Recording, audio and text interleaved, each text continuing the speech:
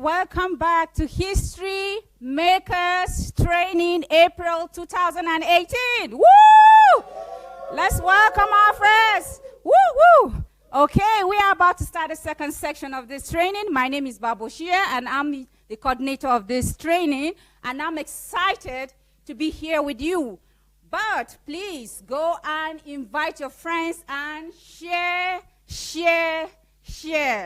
Yes, this is going to be a powerful section because it's going to be about Nigeria. So if you are passionate about your country, even if you're not, please make sure you join us. I promise it's going to be one of the best moments of your life. Thank you. So before we start, I am going to give the mic to one of our precious students, history makers, and he's going to tell us a little bit about DSA books. Yes. Are you going to hand me over the books or? Yeah, I need an assistant. Okay, how are y'all Facebook viewers? The first book I want to talk about is No One. Okay, we're still in the laughing. The first book I want to talk about is No One is Better Than You. The people I know who read this book, they told me that after reading this book, their self-esteem improved. They know that they're not devalued to anyone. So I encourage you all to read this book. You can find it on Amazon.com or .com as well. Okay. And the second book I want to introduce to you is The Law of Differences. And I can see that DSA is really, really proud to have written this book. So if you want to know how to cope with the differences of different cultures and people, read this book. Yep. So this is the new book DSA just released yesterday. I encourage you all to go read this book. It's really on PhD level, but you know, we need this information. We need this information if we want to transform the nations, and we need to know what the deaths of nations are. So this book is called The Deaths of Nations, Why Countries Fail. So if we know how countries fail, we can identify what the reasons are why countries fail, we can also make countries succeed. And let's start with Nigeria. How to transform a nation through the power of faith. So I know that I haven't read this book yet, but I already know, because I know DSA, that this book will deal with another topic of faith you have never heard about. So if you want to increase your faith, especially to take over your nation, to take over Nigeria or a nation somewhere else in the world, please go read this book. You can find it on Amazon.com and Okada Books. And you can also order on Kindle. And you can also order there on the Gmail of Dr. Sandhya. DSAbooks@gmail.com. So if you want to know how to transform your nation through faith, buy this book. And the next book I want to introduce is The 7 Tips to Self-Fulfillment in Life. We all need this. We need to know how we can be fulfilled, how we can stand strong in our lives, in the society, and just for other people to help them as well. So if you want to know how to stand strong in your life, buy this book, The 7 Tips of Self-Fulfillment in Life. This is one of my favorite books. I read it yesterday in one day. And this book will help you how to discover the purpose and calling of your specific nations. And in this book, DSA deals with 5 different nations. I guess the United States of America, Nigeria, Germany, France, and the UK. And it deals with, it gives you features and tells you and teaches you how to identify what the purpose and the calling is of your nation. And if you know what the purpose and calling of your nation is, it will give you a better understanding why you live there and what you could do to improve your nation. So discover the purpose and the calling of nations. Go buy this book. You can find it on Amazon.com and Okada Books. So this is a topic everybody needs to learn about. We all know that sowing seeds and just giving tithes to ministries doesn't give you money. But if you find a problem somewhere, and everywhere you are, in every situation you can find a problem, and if you solve it, people will pay you eventually to become the problem solver. So where there is a problem, there is money. And so if you want to know how to increase your money on a how do you call it, a practical way, go buy this book. On Amazon.com, excuse me, and Okada Books. The Nigerian economy, the way forward. And you know, I hear a lot of Nigerians complaining about the poverty and how the nation is not improving.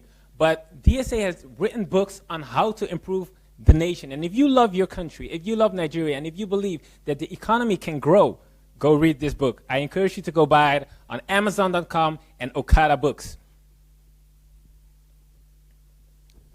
How to keep your focus. This is a book I also read myself because I didn't know how to keep my focus on one thing. And the importance of being focused to eventually accomplish something is dealing about it into depth. So if you want to know how to keep your focus in your life, in every area, in every sphere, I encourage you to buy this book. Why you urgently must become a workaholic. So did you know that Jesus himself also was a workaholic? This is not religious. This is what Jesus really did. He was working all day because he had a mission and he had a purpose to fulfill. And you can only fulfill your purpose when you are busy. So we need to get rid of laziness and need to know what the importance of work is. So I encourage you all to become a workaholic.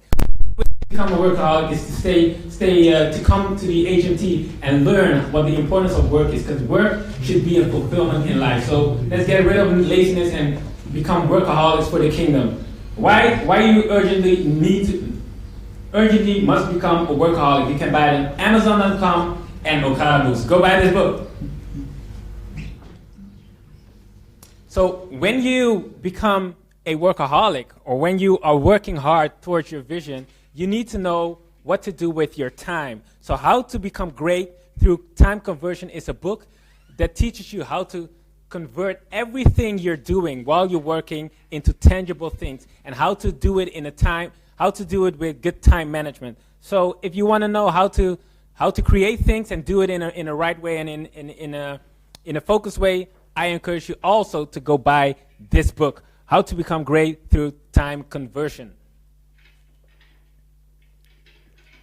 The Danger of Monoculturism. This is a great book. You should really go buy it at Amazon.com or Okada Books. The Veritable Source of Energy. I believe that these books are one of the greatest books DSA has ever written, and because it deals with topics nobody else talks about, or just a few people in the world talks about. So, you know, everybody has energy cells in them. Everybody has energy to release, and DSA teaches you how to release it in a way nobody else can explain in a better way. So I encourage you to go buy this book on Amazon.com or Okada Books. You already dealt with that one. That also. How Africans Brought Civilization to Europe. This is a great book. I know that Dr. Sanda Adelaja is very proud to have written this book as well, because it deals a lot about how Africans built up the other continents other than Africa on its own. So, you know, I heard that Europe was built by Africans in the past, and I really encourage you to go read this book and give it to your family members and every African you know in your area. So I bought this book, and I'm going to make my children read it, and make my grandchildren read it, and everyone I know. So I encourage you to go buy this book as well, because, you know, I never heard about anybody talking about these topics. So I encourage you to go buy it on Amazon.com or Okada Books. Okay. Yes. Great. Thank you. Yeah. So let's put our hands together and welcome DSA.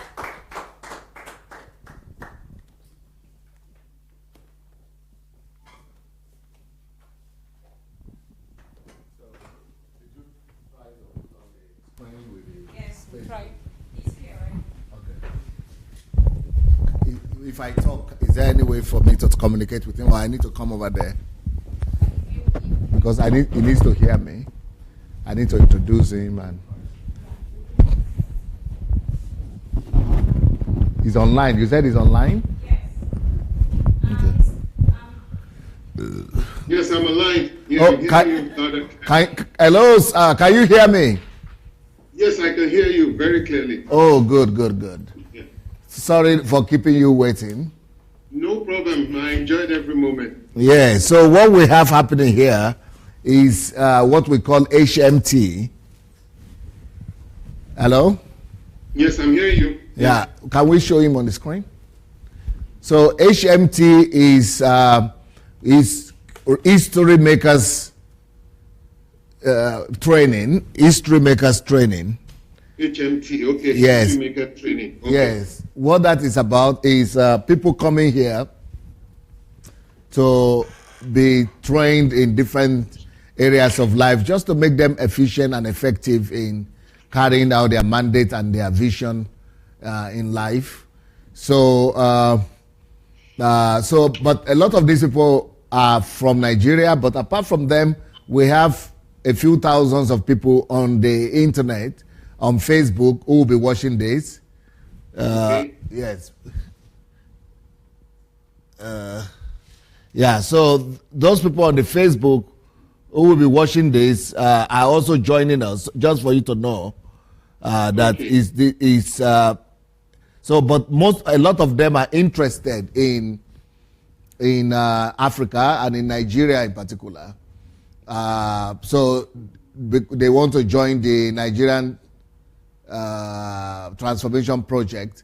So I'm telling them of, some of them are aware of my previous plans for the transformation of Nigeria, but today is going to be the first time when we'll be doing a public presentation for people here in Ukraine and people outside of Ukraine. A lot of them are Nigerians, to hear about this, our new plan, which involves Zone A and B, and about the whole concept of reconstructing Nigeria as a whole, and that we need to rebuild the country in total, rather than just fixing some things that are off. So I want you to do an elaborate presentation of this, our plan, to the people here and the people who will be watching us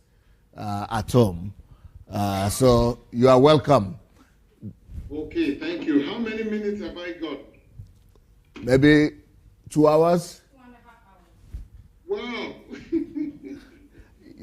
Okay. Some of them, it could be for it could be for as short as you want. That is the maximum we gave you. It could be for 30 minutes, 40 minutes, 1 hour, 1.5 hours, any amount you want. Let us see this. You want to do this? Yeah. Okay. So just because we are going to be having questions and answers as well. Okay. Yeah. Because without the question and answer, it would have been like 45 minutes. Yeah. So you can do the 45 minutes, and then we will do questions and answers. But they could, while I go, I could be interrupted. Not just the window. We do question and answer midway through the presentation itself. Okay. Do you want to finish? No. We want to just open the window and close the blind. Yeah. That's what we're today. Yeah, and close the blind. Yes. Open the window, if possible. So you want us to do the questions and answer in the middle of the presentation or at the end of it? Maybe we'll do it at the end. Let's do it at the end. Let's do it at the end. At the end will be good. Open the window. Open the window. And put questions together before we get to the end. Yeah, now it's open. Okay. Okay, right now do you want us to also show the slides that you have? Yes, just show the slides, and I'll be reading off my own screen the slides you're showing, and I'll be talking about the whole thing. And when I want to move to the next slide, I'll just say next slide. Okay, good. Okay, here we go. Yeah. Thank you. Okay, I will zoom in my own screen here. Okay. So this presentation is about the 3-zone tactics we want to use for the new Nigerian project. And the whole idea, I want to take you right from the beginning, the inception of how this whole project started till where we're at today. The last slide is where I'm going to spend a lot of time, where I'm going to describe the details of the frontier zone, which is Zone B. That's where I'm going to take a lot of time. But this first few slides, the first 45 slides we're going to go through, we are going to go through it quickly, and we are not going to waste much time on it. So we could go to the next slide now. Next slide. Yeah, we're on the next slide. Okay, so on the next slide now, I'm just saying here that DSC asked me to make this presentation today. My name is Yinka Sayome, as you can see on the screen. I live in Calgary, Alberta, in Canada. Next slide.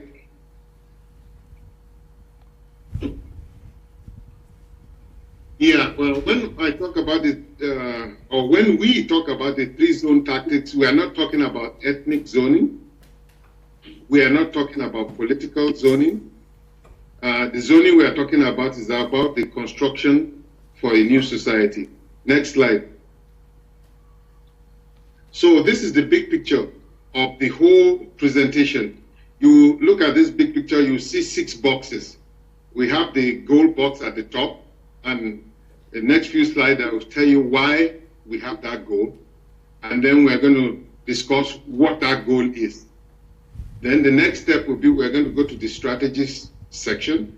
We're going to tell why we have that strategy. The strategy is there just to make that goal a reality, to make the goal happen.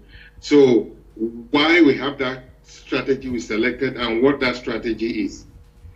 Then we know that for every strategy, we are supposed to have a parent strategy, which is a global, holistic strategy.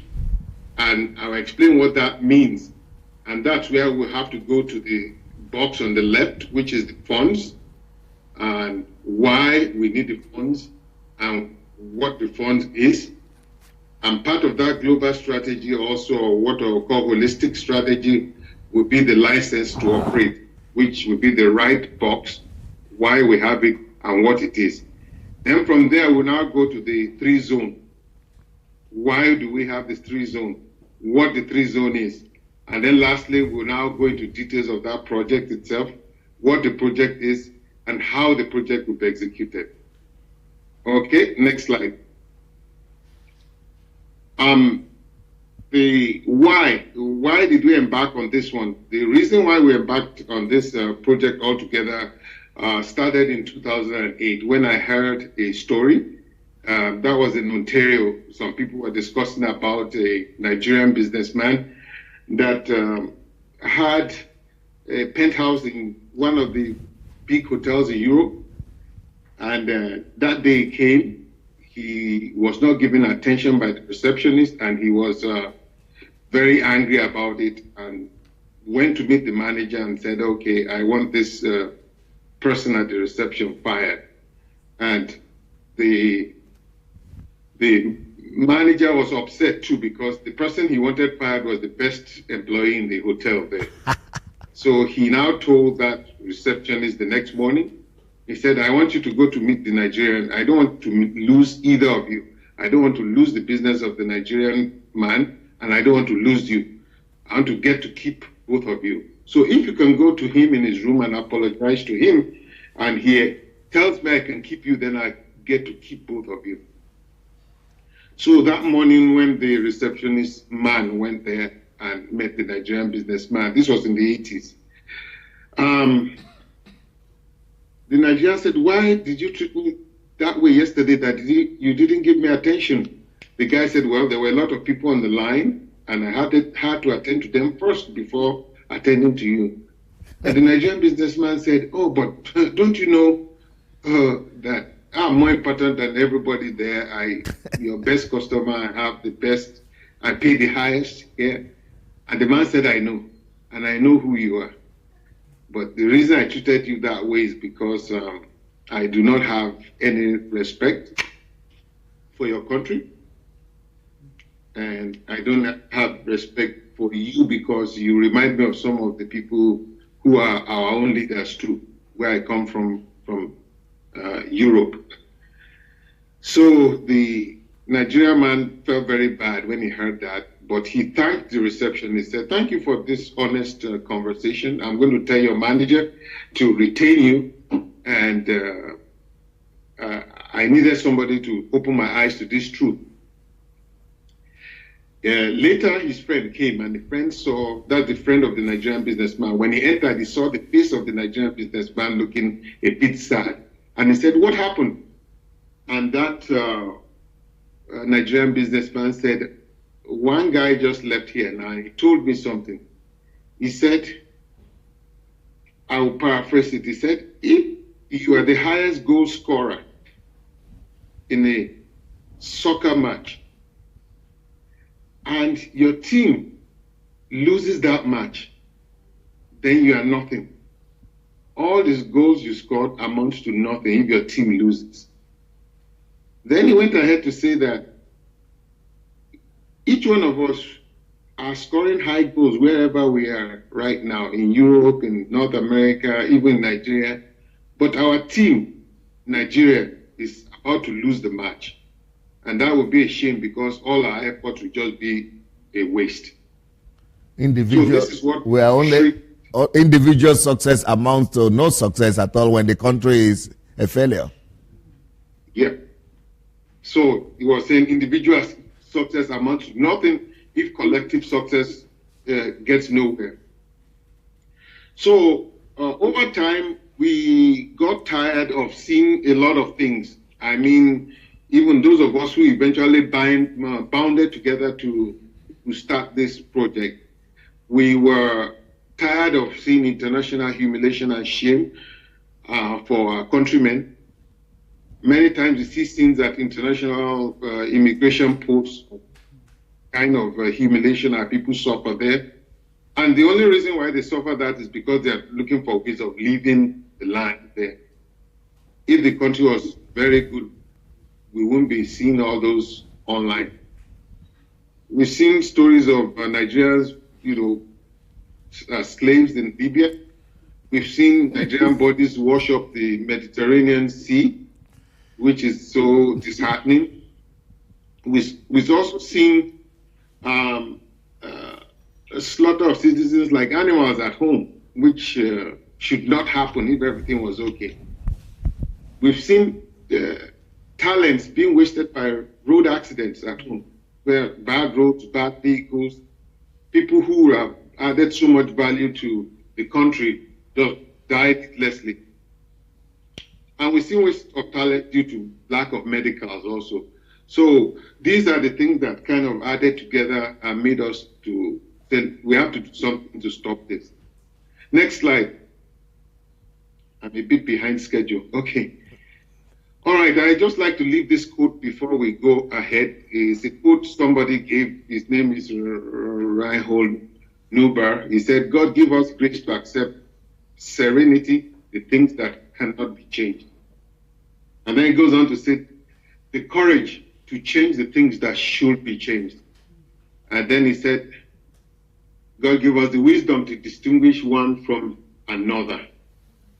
So we believe we cannot change the past, but we can change the future. This presentation is the courage to change the things which should be changed about Nigeria. Next slide. So to make everything very simple, within the group and with DSA, we discussed that. We said, why is respect for country so important? Because we wanted to make everything extremely simple. We believe simplicity is the ultimate sophistication. And that's how this presentation has been designed. We don't want anything to look complicated at all. We want to make it as simple as possible and easy to remember too. So we picked that aspect of respect. And we said respect for country is so important. Why is it so important? It's because it affects each one of us. Because it also represents 1/3 of the respect we earn as a people. So now, if we say 1/3, that means there are 3 aspects to respect that you can get. Respect that comes from your individual achievements, respect that comes from the exploits of the country you come from, and then the respect that comes from your race or the color of the skin. So, and that's the reputation of the race or the reputation of where you come from. So, all these 3 items add up to the full respect. Most people don't know that. They always think it's individual achievement that will get them all the respect they want to earn. They don't know that there are two other ones. So let's go to the next slide and see how this breaks down. Next slide. Yep. Okay. So now if we look at the next slide here, we will see that, let's take individuals that we know in the world for now. Let's take Bill Gates, for instance. This thing shifted a bit. So that first row will be, we will accept that he achieved individual respect there. That's why we put the check mark there. And for country, because he's an American, yes, we'll check that one too. And for race, we'll check that one too. Now, let's take somebody like the former US President, Barack Obama. For individual, yes, he became the US President, check that box. For country, he comes from the US, we check that box. But for race, we have a red cross there. If we take Maxime Faché, does anybody know Maxime Faché here? No. Maxime Faché is the designer who designed this during the space race between the Soviet Union and the US. He was the designer in the US who was designing the space capsules for the Mercury program and the Gemini program. Yes. He's Brazilian by origin. Okay. So he was one of the space tax. They call them the space tax group, the lead designer. So he designed those capsules where the astronauts stayed inside for those 2 programs. He wasn't the one who did the Apollo program. However, if we look at his own box, for instance, we could check the individual achievement, yes. But for country, at that time, from the country he came from, we now check that, so the red X there. And then finally, we could check the race box also, that because he's of the right race too. So he gets 2/3. So when we were coming from above, we look at Bill Gates, he had 3/3. We had Barack Obama, he had 2/3. We had Maxime Faché, he had 2/3 too. Now let's look at the most successful Nigerian. Dangote. Yeah, Dangote, for instance. Now, the 4th box, he will get a check mark in individual. But for country, he doesn't have it there. It's a red box. For race, he doesn't have it too. So he has 1/3, despite all his sweat and his achievement. Now, let's take a homeless German, for instance, somebody who is homeless in Germany, limited education, not done anything really as much. Individual achievement, he gets an X there, not much. But for country, he gets a box. That's 1/3 already. Then for race, he gets another box. So he has 2/3, better than Dangote. Right? Yes. So, next box.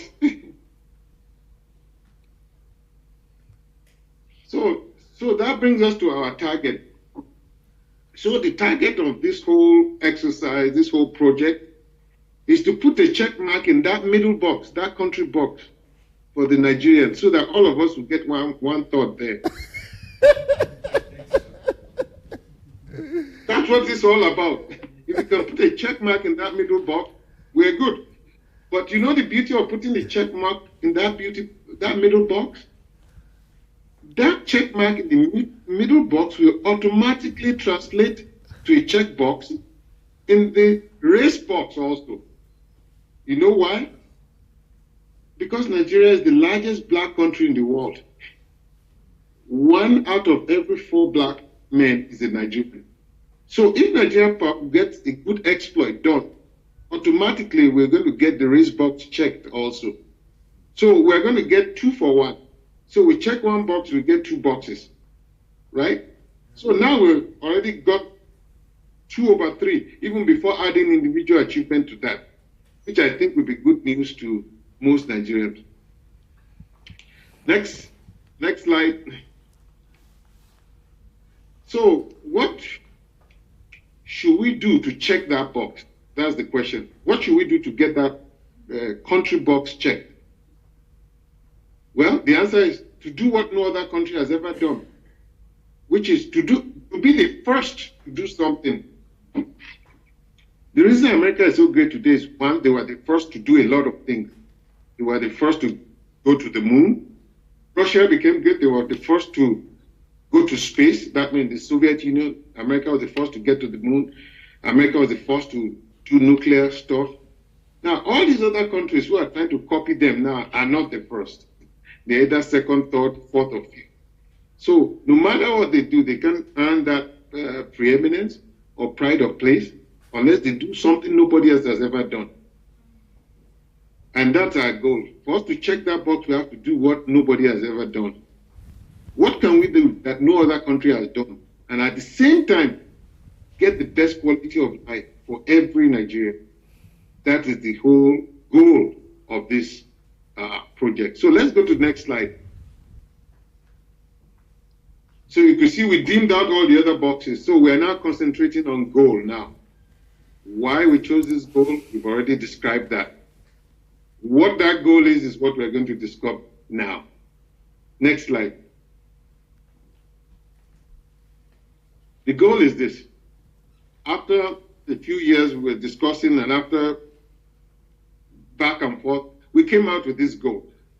Make Nigeria the best place to live in the world and do it in less than 10 years. This is a feat no other country has ever accomplished. Now, I want to just sound you out there. Is there anything impossible? No, okay. That's the belief we have there. There's nothing impossible. It may look extremely challenging at first, but on the long run, the more we look at it, the more we see the possibility in it. Next slide. Now, we've determined what kind of thing we want to do. So what signposts will show that we've achieved that goal, where we show success, that, okay, this is successful. Number one, the quality of life of the average Nigerian should be better than the middle class in Western Europe within that 10 years. That's, we have to raise that quality of life to that point. Number two, right now we rank number 26 on the GDP ranking. If we're going to achieve number one, we have to get to the ranking of number 5. Number one on that GDP ranking is the US with about 18 trillion GDP size. Number 2 is China with about 11 trillion GDP size. Number 3 is Japan with 4.7. And number 4 is Germany with 3.6. So if we can get to 3.3, then that means we'll be number 5. And that's explained on the next line, which is number 3, GDP. To get to 3.3 trillion in size, we have to multiply what we have now by 8. Take the existing Nigerian economy, multiply it by 8, and then we hit that point. We are 415 right now. We are 415 now, yeah. So let's go to the next slide. So now we're going straight to the strategy. What strategy should we adopt to make this goal possible? What should we do to make this goal a reality? Let's go to the next slide. Now we have 2 strategies we are facing. There's a repair strategy and there's a replace strategy. A repair strategy means to fix the current society. So we have a society in Nigeria now. Do we fix it or do we replace it? Replace means to do away with the current society and put in a brand new one. How do we do that? How will that be accomplished? That will be the subject of the slide that will come next. So, repair or replace? Sorry, just a minute. Let me quickly jump in here.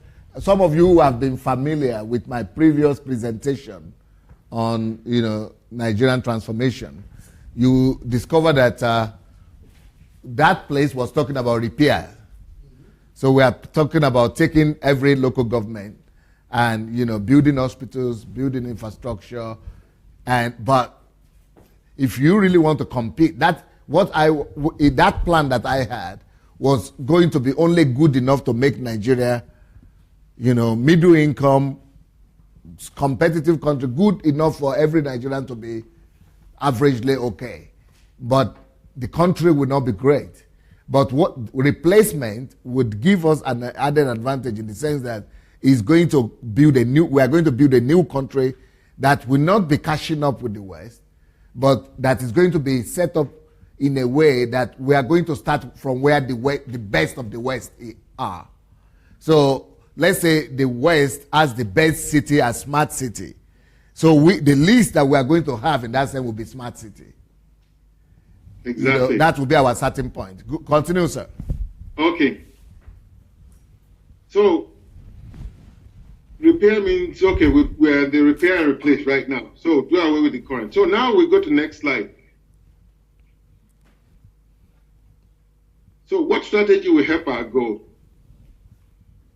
To arrive at the best strategy, we need to first look at the scale of what we want to do. And then to understand the scale of development, let us look at the following chart that shows how we see it. You see, the charts I'm going to show next are not accurate. I won't say they're accurate charts, but they're just there to illustrate what we're trying to explain. Yeah. Eventually, the professors among us or the professors over there will actually put all those metrics together to form a more accurate chart. But this is just for illustration purpose now. Yeah. So let's look at the next slide now. On this next slide, if you look at this slide, the slide is broken into two parts. The pink part below is the part where a country will be if the country is underdeveloped. Then in between the pink and the green part is the barrier. So going above that barrier, that means you've crossed into the developed country zone. Now, if you look at the bottom axis where you have 0, 40, 50, 60, 100, 0 stands for 1960. That's the axis of years. So 0 will be 1960 when we got our independence. 40 will be year 2000. 50 will be year 2010. 60 will be year 2020. And you can see that red dotted line going in between. That is where is today. So we believe when we were working together as this team to get this done, we believe our forebearers who earned the country independence expected to see a curve that looked like this, that took off from 1960, and then by year 2000, Nigeria should have crossed into the developed zone. That was the plan. That's what we believe the plan was. Okay, next slide. So let's compare this to what the developed world looks like right now.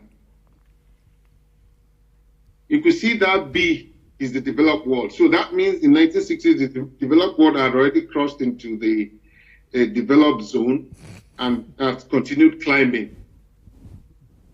But our forefathers expected that we would be in the same zone with them by year 2000 and then be climbing also. So that's where they're at now. Let's go to the next slide. So what actually happened? What actually happened is the dotted line you see. That dotted line, many people argue that, that's not exactly right. It's going lower than where it is. Some are saying it's a bit higher, but the important thing is that that dotted line is still in the underdeveloped zone. Yeah. That is what's important. And now you can see the gap between it and the blue line up there. So if we look at the two strategies, do we work with the dotted line or do we start with the entirely new line? So if we're going to work with the dotted line, that's work with what is already existing on ground. What will that look like? next slide.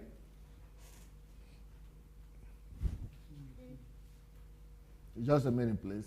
Okay.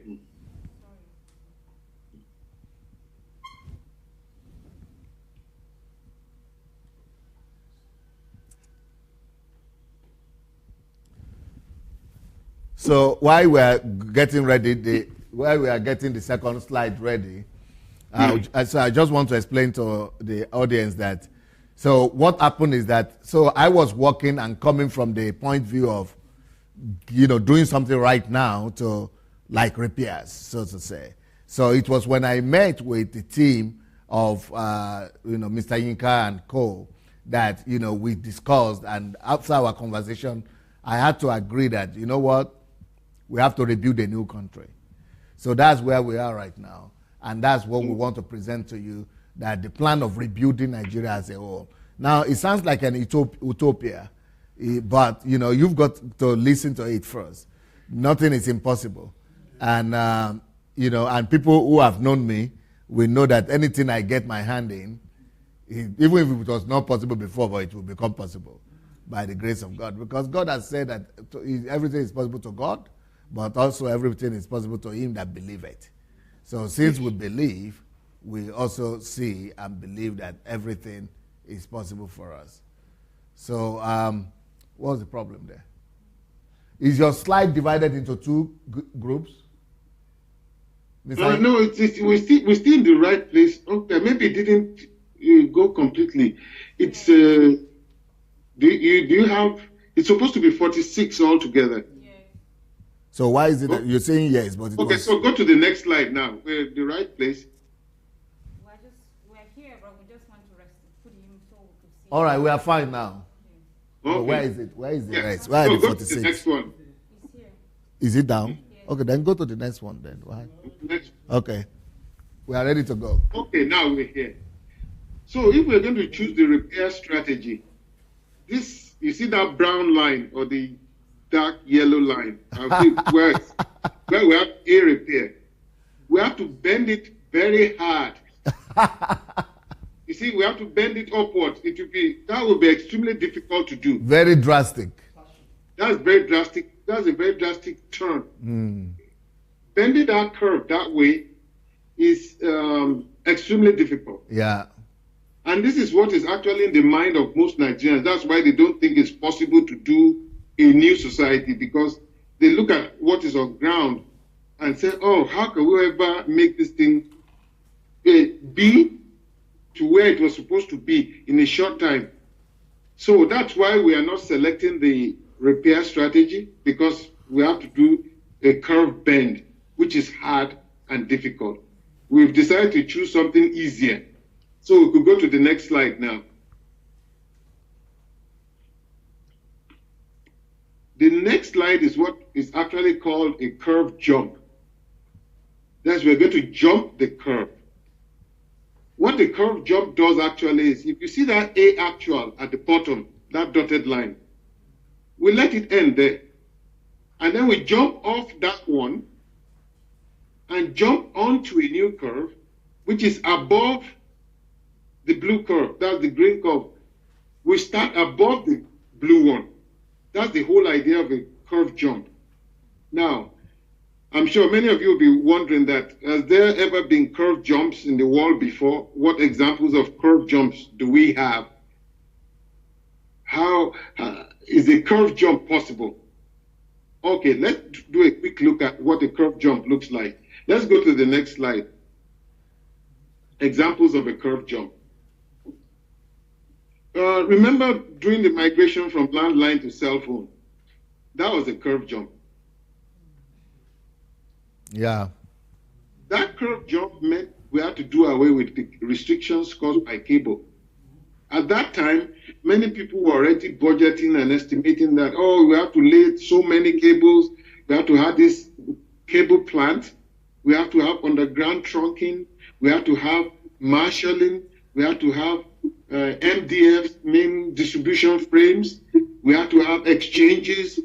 So all those were being assembled, and the cost was high and it was looking impossible because they had to rip up all the land and all the rest. But when the curve jump was done, from landline to cellular, all of a sudden, what looked impossible became possible. In the 80s, when they were saying, oh, is it possible for every Nigerian to get a phone? People were saying, no, it's not possible because the cost will be too high. Because of all this cable thing we had to do. We had to tear up the whole country and lay cable everywhere. But the new technology made that unnecessary, made it irrelevant. And today, what looked impossible is even more than possible now, because even school children in Nigeria have 2 cell phones now. So that's a curve jump. The second example I will give is that of the lake. Ice lake. Those days, over 100 years ago, the way ice was being manufactured was they wait for winter period in North America, and then they will harvest ice from the lake and move it to buildings. And then a lot of businesses formed around that, and they became big, and nobody could really join into that business because you needed a lot of capital to get into that business. Then after some years, some people figured out, oh, we can actually make ice. We don't have to wait for the season to be winter before we get that ice. We could make equipment that will make ice. So they started building these ammonia plants near railway stations where they will ferry the rice to all locations, other places possible. But you know what happened? The businesses that control the ice lakes laughed at that idea and they scorned it. They said, how could people be making their own ice? They can never make enough for the market. So they became complacent. They never left the curve they were on. Jump that curve. Hello? But the begin. The people on the ammonia plant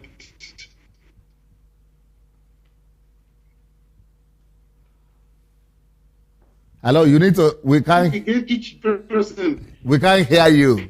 So you need to stop. Those people have the time. This, how could that be possible? No, wait.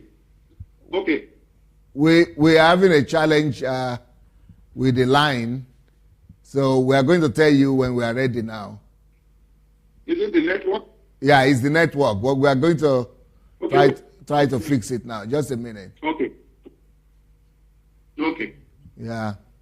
So, and those people who are with us on Facebook, just a minute. You know, we're on Facebook, we're on internet. So, internet always requires some smoothness. We need to restore the smoothness here. Okay.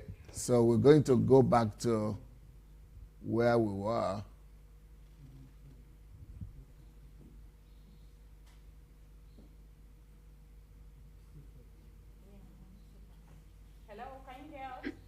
Yes, I can hear you loud and clear. Can you hear me? Yes. Okay. We need to bring the sponsor. Where was the last part? What did you hear last before the signal went back? The last we had was the ice lake. We finished with the ice lake. Okay.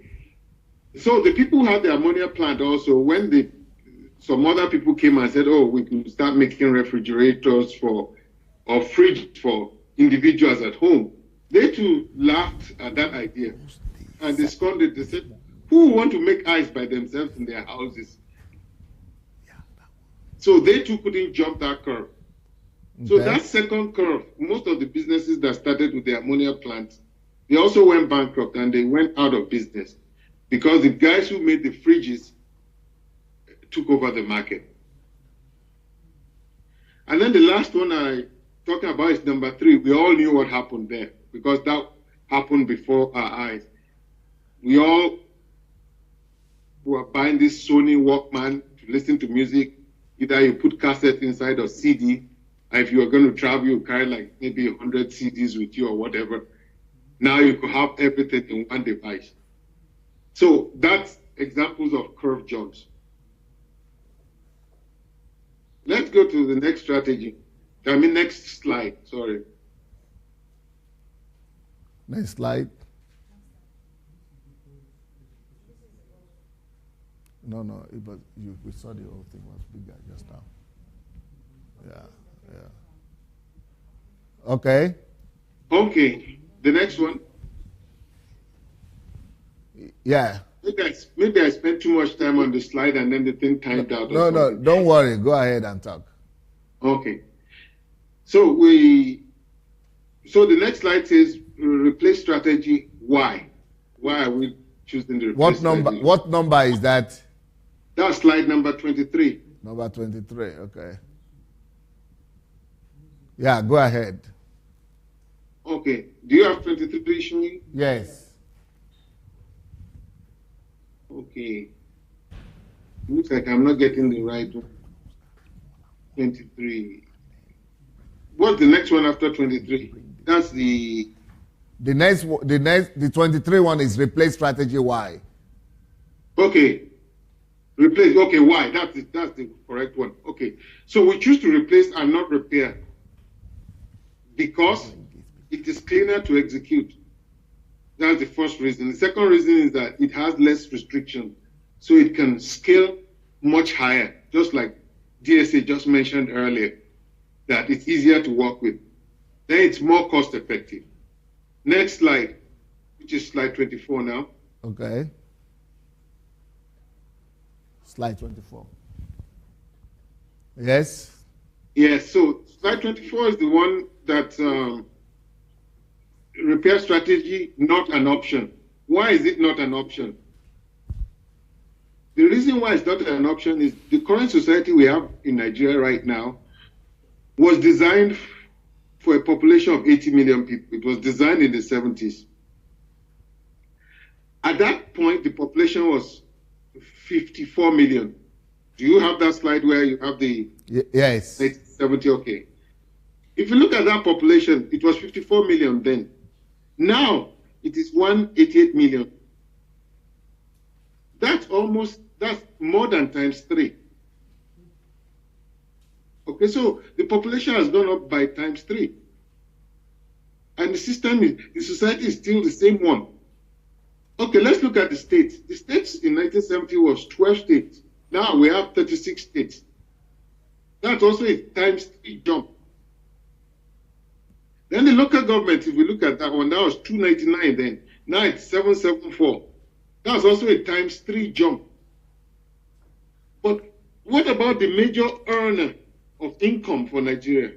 In 1970, it was 2.1 million barrels who are producing peak production per day. Today, it's still the same 2.1 million barrels peak production. 40 years later. 40 years later. The root of poverty. So you can now imagine why anybody who is coming out saying, oh, they want to contest, they want to make Nigeria great and all that, this is what will make it impossible to do. Because when you get to government, first of all, you may have good intentions. The moment you get in there, before you get to government, you have to split your time between two things. You have to split your time between the campaign and the time between planning or what you will do when you get to government. Now, you're facing a dilemma here. If you put too much time in planning, you won't put enough time in campaign. So that means you won't be able to execute your plan if you lose the election. So if you plan well, that means you're going to lose the election. If you campaign well, that means you won't have a good plan when you get in. So you have to split your time between campaigning and planning. Now, most of our politicians now, our leaders, they put like 99% of their time on the campaign and 1% on the planning. They say, okay, we're going to do the planning when we get there. So they spend all their time on the campaign, they get in. Once they get in, and then they see reality on ground, they find out it's not possible to do. They now see what we are looking at right here, that everything has increased by times 3. And then if you aggregate all those times 3 together, it comes to something like times 22.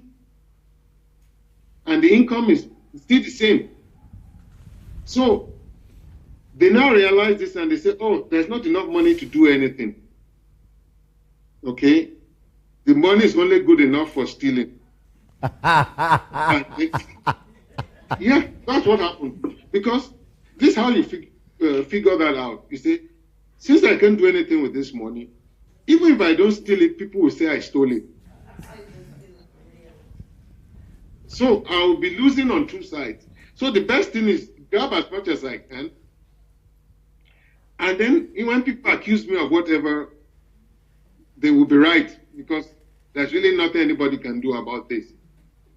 So the thing is worn out. The existing society is worn out. We can't stretch it any further. It will be too difficult to stretch. Next slide. So if we're talking about replacing a society, what is it actually that we need to replace?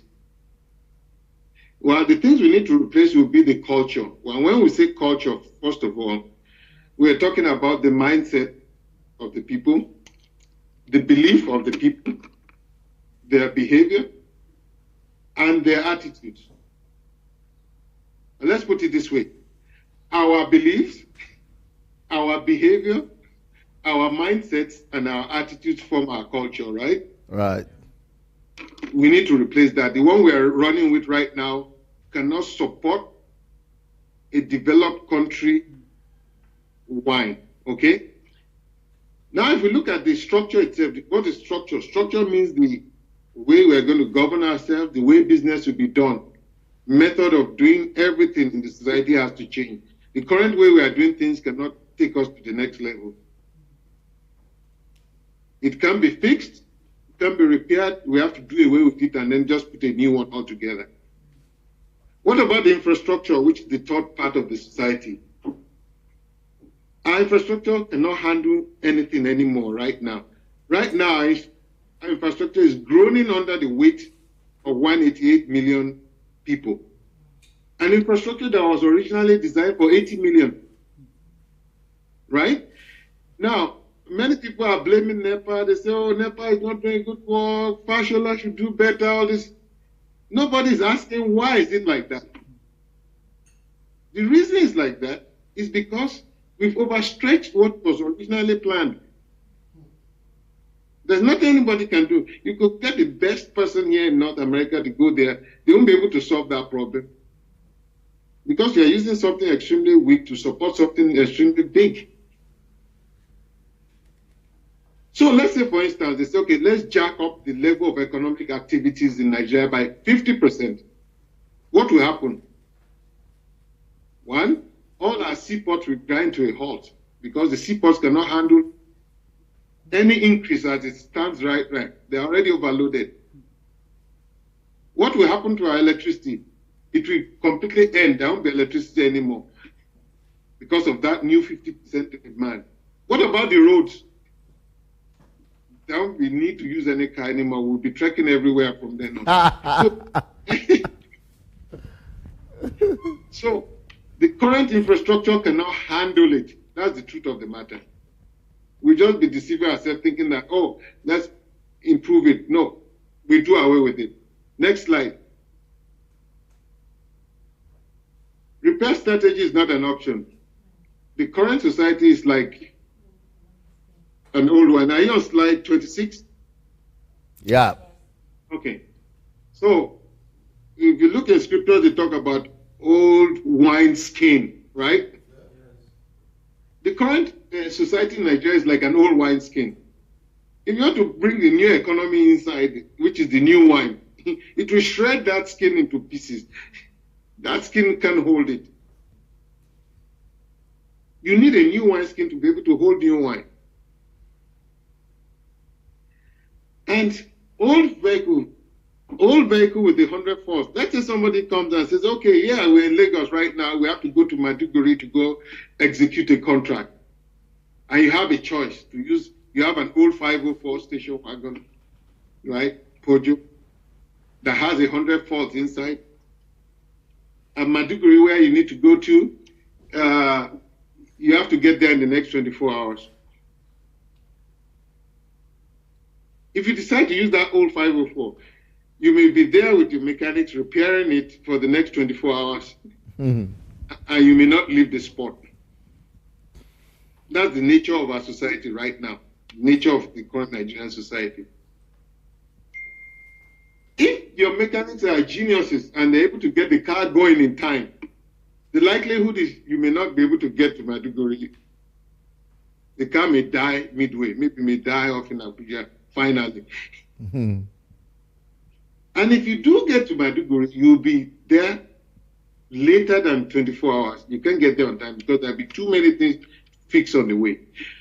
So if you're going to make that trip to the new location, will it be better to try and fix that 504, or you get a new SUV that has all-wheel drive, elevated suspension, electronic stability program, lane departure, the radar, everything in there, auxiliary external tank.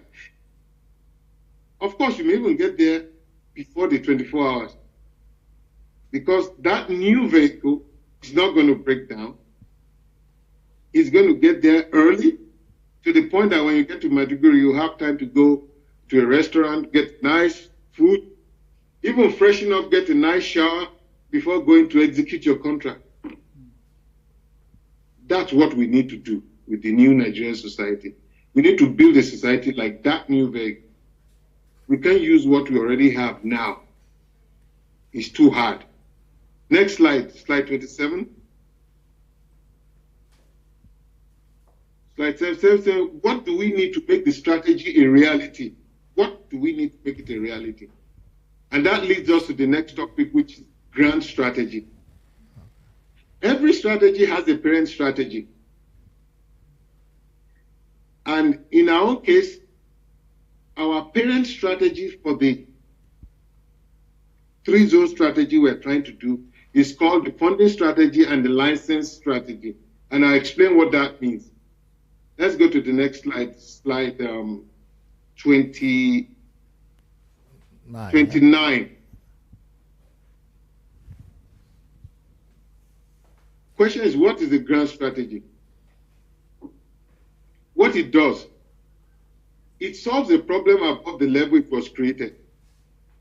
It does not deal with byproducts of the problem, but it deals with the parent problem. It solves many problems with just one move. So instead of solving 100 problems, you just solve one problem and it takes care of the 100. That's much easier. Examples of the importance of a grand strategy. I'll tell a quick story. How much time have I used so far? It looks like I've used up to an hour. Yeah, just go ahead. Okay. There was a war some years ago, like 20 years or so ago. A war happened. And then the soldiers came home and everybody was praising. The media was there. They said, oh, they were heroes. They fought a great war and all that. And then when the media went to meet one of the regiments, the first of the regiments they interviewed, they said, oh, how did the war go? You guys must have fought really gallantly. And those guys said, honestly, we didn't fight anything. We were just told to move to a certain area, open fire in a certain area where there were no enemies, and then we moved on. They said, oh, so you people didn't see fighting? They said, no, not much. So they went to the next regiment. They said, okay, what about you guys? What happened to you? They said, we too didn't see anything. No. They said, they just told us to move through a certain location, and we moved through the place, and we didn't make any contact with any enemy.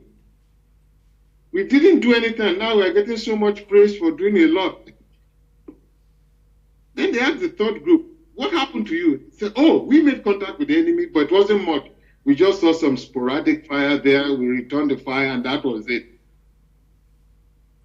Then they went to the 4th Regiment. They said, okay, you guys were the ones who captured these enemy soldiers.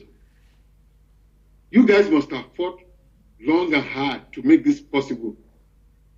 And that regiment said no, that we walked into that place and we just saw people coming out of holes, coming out of their hiding, and they were surrendering. We didn't even fire a shot. They all surrendered. So the people, media people, are now surprised that how was this war fought? Then somebody said, go and meet the top commanders who planned the grand strategy. Then the top commander said, yes, that what we did was that the first group you interviewed, we had them open fire on where the enemy had their storage and logistics. But the first group did not know that because the enemy was not there. The enemy had moved to another location thinking we were in that location. So that first group just opened fire on their storage and where they stored things and kept moving. They didn't know what they did. So when the enemy heard the fire of the attack on their storage depot and all that, they moved back to come and defend the storage depot. But by the time they got there, the people who opened fire on it had already gone. So the next group that moved was supposed to be a diversionary group. Their movement was supposed to attract the enemy to another sector that was supposed to make the enemy exhaust their logistics, their fuel capability, all their things was meant for them to waste their resources. That's why the second group did not make any contact. They just went by and they wanted the enemy to know they went by. The third group engaged some people a bit, but they were engaging remnants of people who are retreating. By the time the fourth group got there, the enemy was already exhausted. They were hungry. They had not taken their shower for weeks. They had no supplies. And all they wanted was to eat. So when the fourth group got there, they just saw men who were already finished, already exhausted. So they didn't need to do any fighting. When they asked the people who were captured, they said, what happened to you? They said, man, that what they saw, that many of them didn't sleep for up to a week, that they fought and fought and fought and fought, and everywhere they fought, they didn't really see the enemy, that the moment they opened fire on the enemy would disappear, they do this, they do that, and they were totally exhausted. They said, but why didn't you fight the fourth group? They said that when the fourth group showed up, that they all looked so fresh. Their uniforms were clean. They looked like people who just woke up, and they thought within themselves, is this the people we are going to fight? There's no way we can win these guys. Look at them, they just finished eating breakfast, they look so clean, they look so we will lose. That's why they surrendered. So wherever you see people, the foot soldiers walking, or foot operators and anything, and they are doing things that look so easy, it's because the topmost planners have done a wonderful grand strategy. That is why.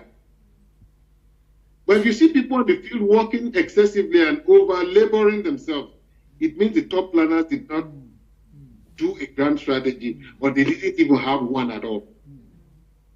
That's why the foot soldiers are suffering and had to go through a lot of labor to get things done. So in this planning for this project, we were also talking about grand strategy. What grand strategy should we have in place that will make our original strategy work perfectly? And then we can go to the next slide, slide 30. How do we develop a grand strategy? The steps are this: have a clear goal. They have a clear SWOT analysis.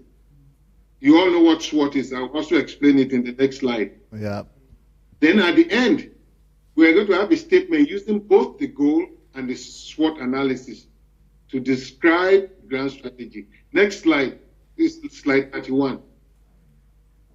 Grand strategy SWOT. So the SWOT for the grand strategy will be what are the strengths of Nigeria, what are the weaknesses of Nigeria, what are the opportunities available to Nigeria, and what are the threats to Nigeria.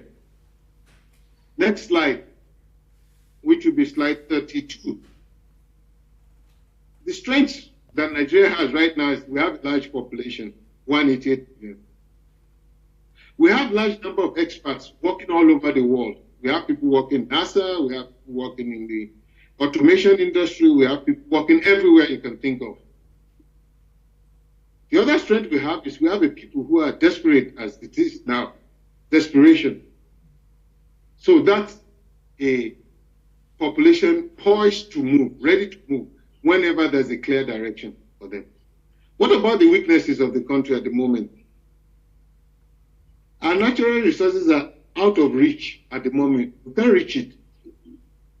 Because of the corruption in the society and the way the society has decayed so much, it's almost impossible to tap into the natural resources we have now. Because every attempt to do it, other elements of the society will work against you. So all those who are thinking of, okay, we can tap our natural resources, use the natural resources to develop, we could do that if it was in the 80s, but not now. There's too many obstructions as it stands today. Another weakness is the sense of hopelessness and intransigency of the population. Hopelessness means most people don't have hope anymore in Nigeria as it stands. Intransigency means not believing. So even if you go to them and tell them that, oh, there's something good coming in the pipeline, they will say, oh, yeah. Because they've seen too many disappointments in the past. So it's hard to believe anything anybody says. Another weakness we have is the large population of illiterates. At the last count, it was about 76 million people. But there's something we can do about that. And it will blow your mind what can be done. Now, what are opportunities to us as a country? The opportunities we have is we have a large pool of global idle funds that during the time Bernie Sanders was campaigning, he kept saying something that, oh, most of the world's resources are in the hands of a very few hands. Well, that is very true. Last year, when our team was busy calculating the available funds internationally, globally, that's idle, that's doing nothing, we found out it was something close to between 12 and $14 trillion. Okay, now I'll ask all of you a question. If you have $1,000 in your hands and somebody comes and meets you and tells you that, yeah, I have an investment of $1, you can double $1, the maximum you can put in is $1, you can make it $2. Will you be interested in that investment? Yes, you won't be, it will be too small, right? It will be too small. So this investment is too tiny. It won't move the needle of what you have. But if the person comes and says, oh, I have an investment of $200, so you say, oh, $200 is like 20% of the total I have. And if I double that, that will really make an impact on my total wealth, right?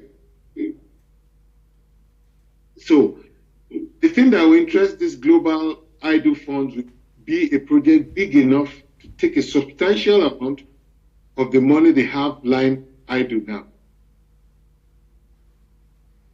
Another opportunity we have is we have a large population of unemployed Nigerians, which means when the project starts, we have more than enough labor to get the thing going.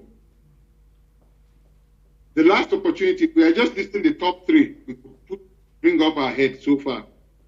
Large number of willing volunteer experts. What do I mean by that? It means that we have a lot of experts in Nigeria who are working abroad, who wish they could contribute their expertise to any project happening at home for free. But nobody is ready to receive their contribution. This project is going to make that possible. Now, what are the threats? the threat to Nigeria at the moment is there are internal and external forces hell-bent on splitting Nigeria, breaking Nigeria up into parts. If they succeed, our main strength, which is a large population, will be gone. So we should do everything to make sure it's not split. The other threat is that there are existing constitution and laws that are on ground that may obstruct activities of Projec. In the next slide, you see what we're going to do about that. Then the last threat, which is out of the top three, is terrorism. We can go to the next slide. So based on that SWOT analysis we did earlier in the previous pages and goal we talked about earlier, we came out with a statement that looks like this for the grand strategy statement: to use the pool of available global funds with support of volunteer Nigerian planners and the Nigerian authorities to replace the current society with the best society in the world within a decade. This statement could change anytime. It's still evolving. And I expect you guys out there to help fine-tune and make this better. Let's go to the next slide. Next slide is the grand strategy. This is the funding part of it, based on that statement. And we've already described what's in the funds part. Global funds, idle funds. Next slide. This slide 35, I think. Are you still hearing me? Yeah, very well. So the funds people, what the fund people will do for the funds is they are going to work with the consortium managing that global fund.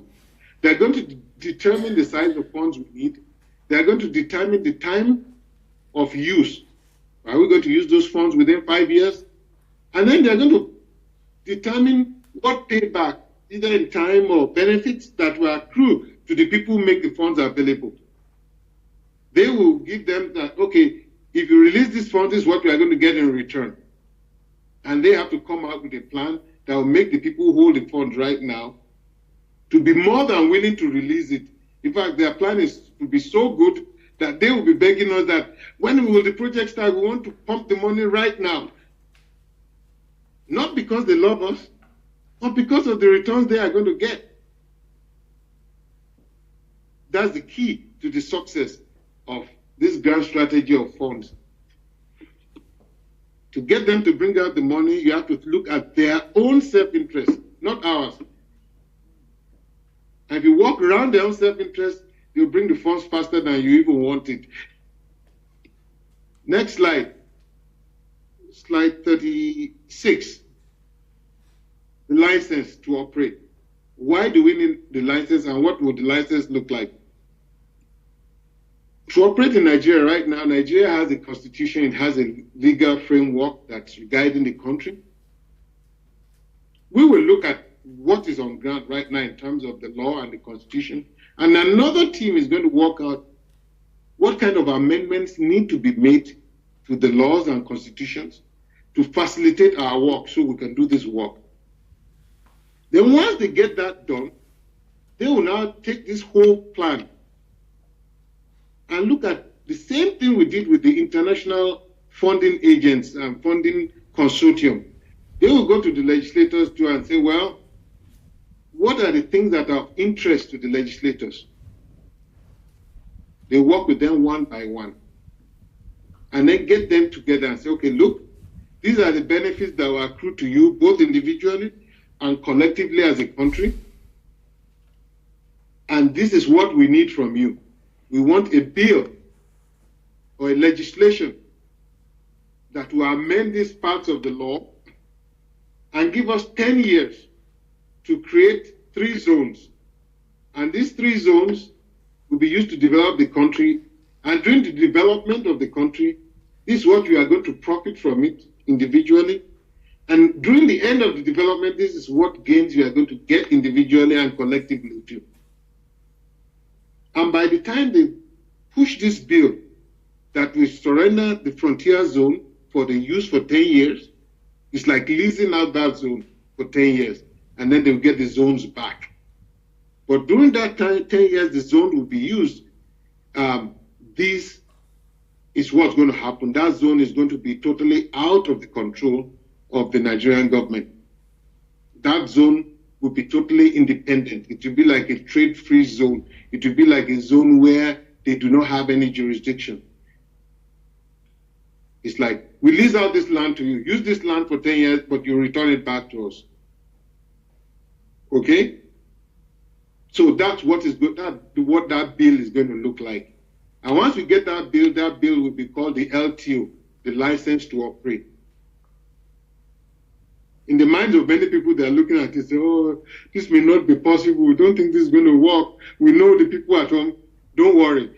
There's a super plan on the way that will make them also start to say, oh, we want this to start immediately. We can't wait.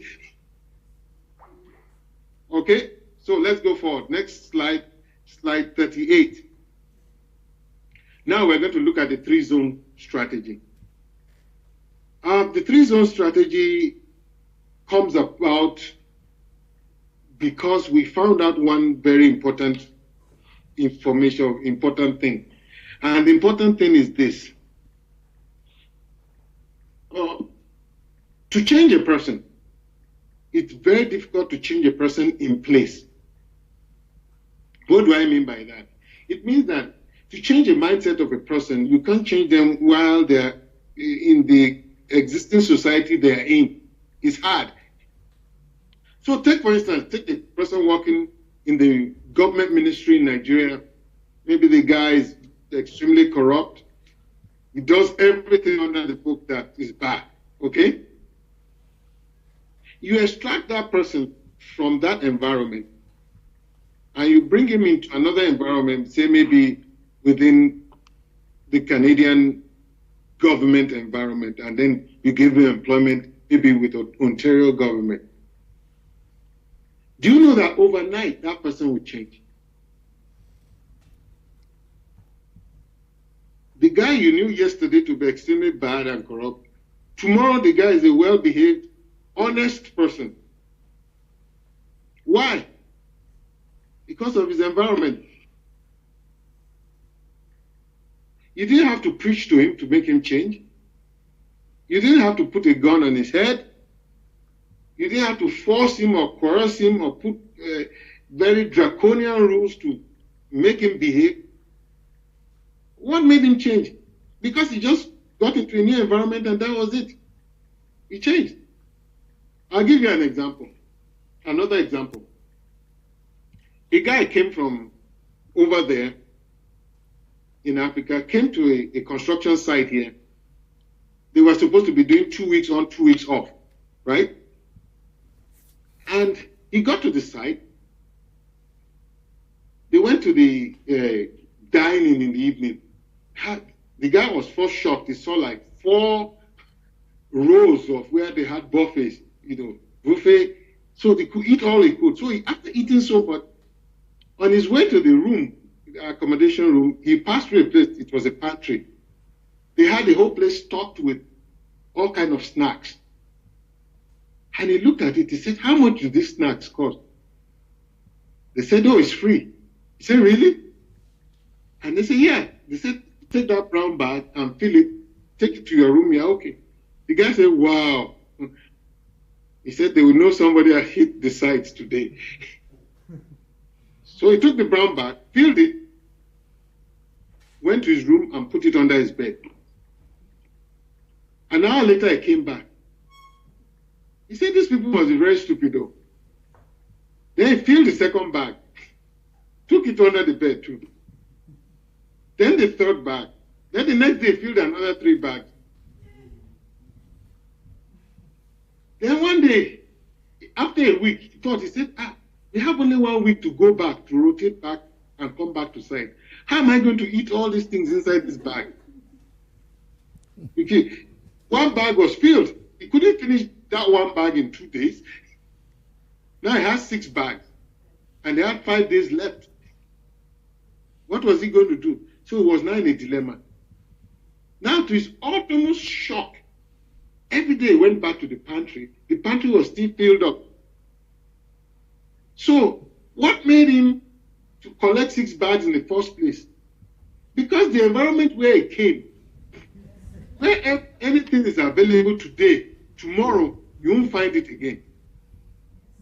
So, your subconscious mind tells you that you have to stock up enough of it for tomorrow. So he thought the environment was still the same. So now he was in a different environment. Now his mindset has now changed. He said, this thing will always be there. I don't need to form my own private pantry. Right? So that environment changed him. So during his next visit when he came, after taking dinner, he even despised the pantry. He didn't even look at that place again because he remembered the pain that pantry cost him during the last visit. So this is the impact of how an environment shapes a mindset, a belief, a behavior, and a habit. And we know it takes 21 days to change a habit. So how will this 3-zone work? We decided when we looked in the Wikipedia, it said, what is a frontier? A frontier is a zone that changes people when people have an encounter with that environment. When the earlier Europeans first settled in North America, the encounter they had with North American shores changed their behavior and their beliefs and their attitudes. Because if they didn't change, they won't be able to survive. Nobody preached to them, nobody appealed to them, nobody forced them. It's the environment that changed them. So next slide, that's slide 39. So we looked at this, we decided to work on a 3-zone strategy. Slide 39, which is 3 zones, will look like this. We have zone A, which is the existing society in Nigeria right now. And then there'll be a transition of people from that society into another zone, which is called zone B. Zone B is where I'm going to focus most of my attention today, what the time left. And then from zone B, people are going to transition into zone C, which will be the new society. But zone B, that middle society in yellow, is where we are going to design in such a way that when the encounter people have with that zone is what's going to convert them. So people are going to step out of the red zone, which is zone A, which is where they're used to. They'll move into zone B temporarily. Zone B is a temporary zone. But while they're inside zone B, everything about them will change by the time they exit zone B to zone C. Now, right now, everybody's wondering which geographic locations in Nigeria will zone B be and where will C be? We're going to get clearer with that in the next few slides. So, but let's get some terms clear before we go ahead. Let's go to the next slide, slide 40. So the names we gave these zones are this. The zone we are right now, the current Nigeria, is what we'll call the legacy zone. The transformation zone where people are going to get transformed is what we'll call the frontier.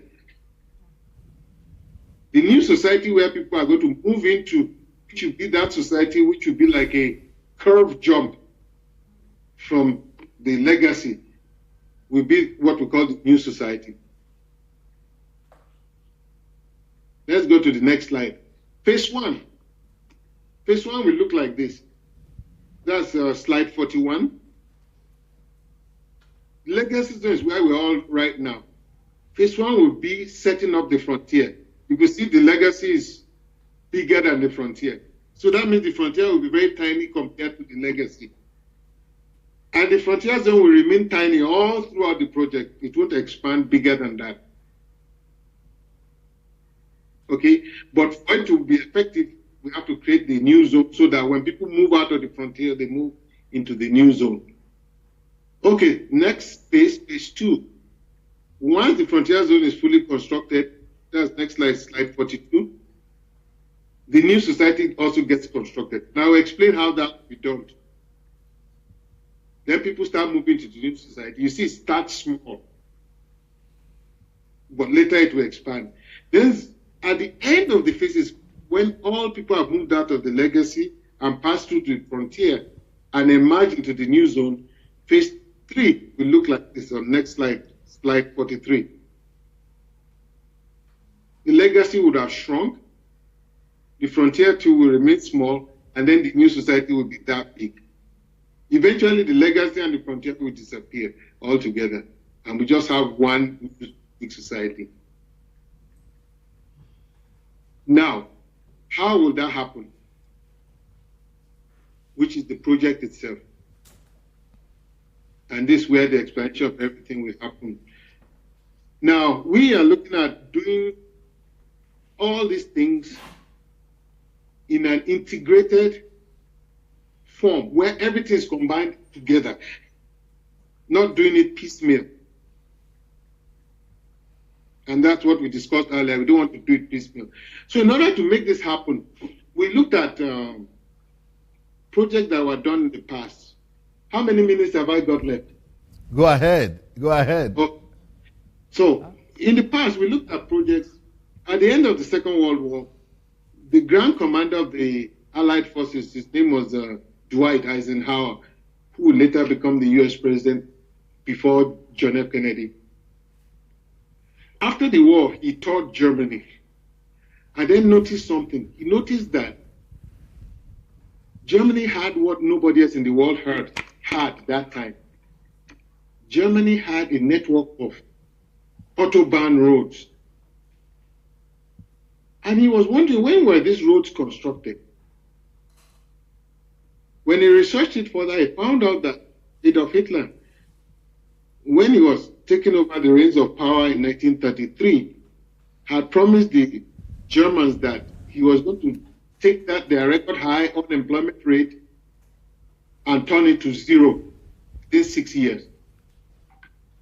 And he actually did. Within 6 years, unemployment was zero. By 1939, the German unemployment was zero. What did he do?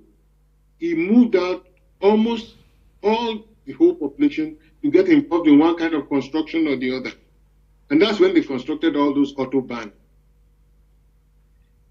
When they were wondering where they were going to get money to fund this enormous project, especially when they didn't even have the foreign exchange to do it, he put the task of raising a fund for that in the hands of a man they call Hjalmar Sachs. Hjalmar Sachs looked at the amount of money they had on ground, which was called the Reichsmark. It wasn't enough. So he decided to develop a parallel currency, which they call the MEFO. MEFO, you could Google that later. MEFO bills. That was what was used to pay for all the projects then in Germany. And then MEFO was a kind of, it was like a treasury bill. It was a deferred kind of currency. So you earn it today, but you can't convert it to Reichsmark until much later tomorrow. So that's how they paid for all their projects. And by the time people started converting the MEFO to the Reichsmark, the improvement in the economy had already made the Reichsmark big enough and strong enough to be able to pay off all the MEFO. So that was one way they went about it. I'm not saying we should copy it, but it's a way Germany did it in the face of how many things happened. So in our case, what are we going to do? Just like Dwight Eisenhower did in the US, when he became US president, he decided to institute the Interstate Project, which got its origin from what he saw in Germany. He said, okay, we have to create a network of roads across the US too and open up the economy of the US. That way, people will get employed, companies will have business, and they just blow up the infrastructure. But in our case, we are going to go further than that in the case of Nigeria. Not only are we going to build roads, we're going to have a network of roads like a grid across the country. That's highways going from east to west, highways going from north to south. Okay? And the highways are going to be divided into segments of 50 kilometers long. Each segment will be 50 kilometers. We're going to have 235 segments. Each segment is going to have a 6-lane highway in both directions. So 6 lanes going one direction, 6 lanes coming the other way. Next to that highway will be 4 rail lines going in one direction, 4 rail lines coming in the other direction. You don't have the diagram? The diagram will be next. Okay. Let's go to the next one, slide 46. Slide 46. If you look at slide 46, let's first analyze this slide. If you look at, let's take the north-south highways. Okay? North-south highways, if we start from Maiduguri, you see highway Interstate 15, right? It has the label, a red label on it. Can you see it? The next one to it is Interstate 25, 35. You could see that all of them have something in common. They're all odd numbers.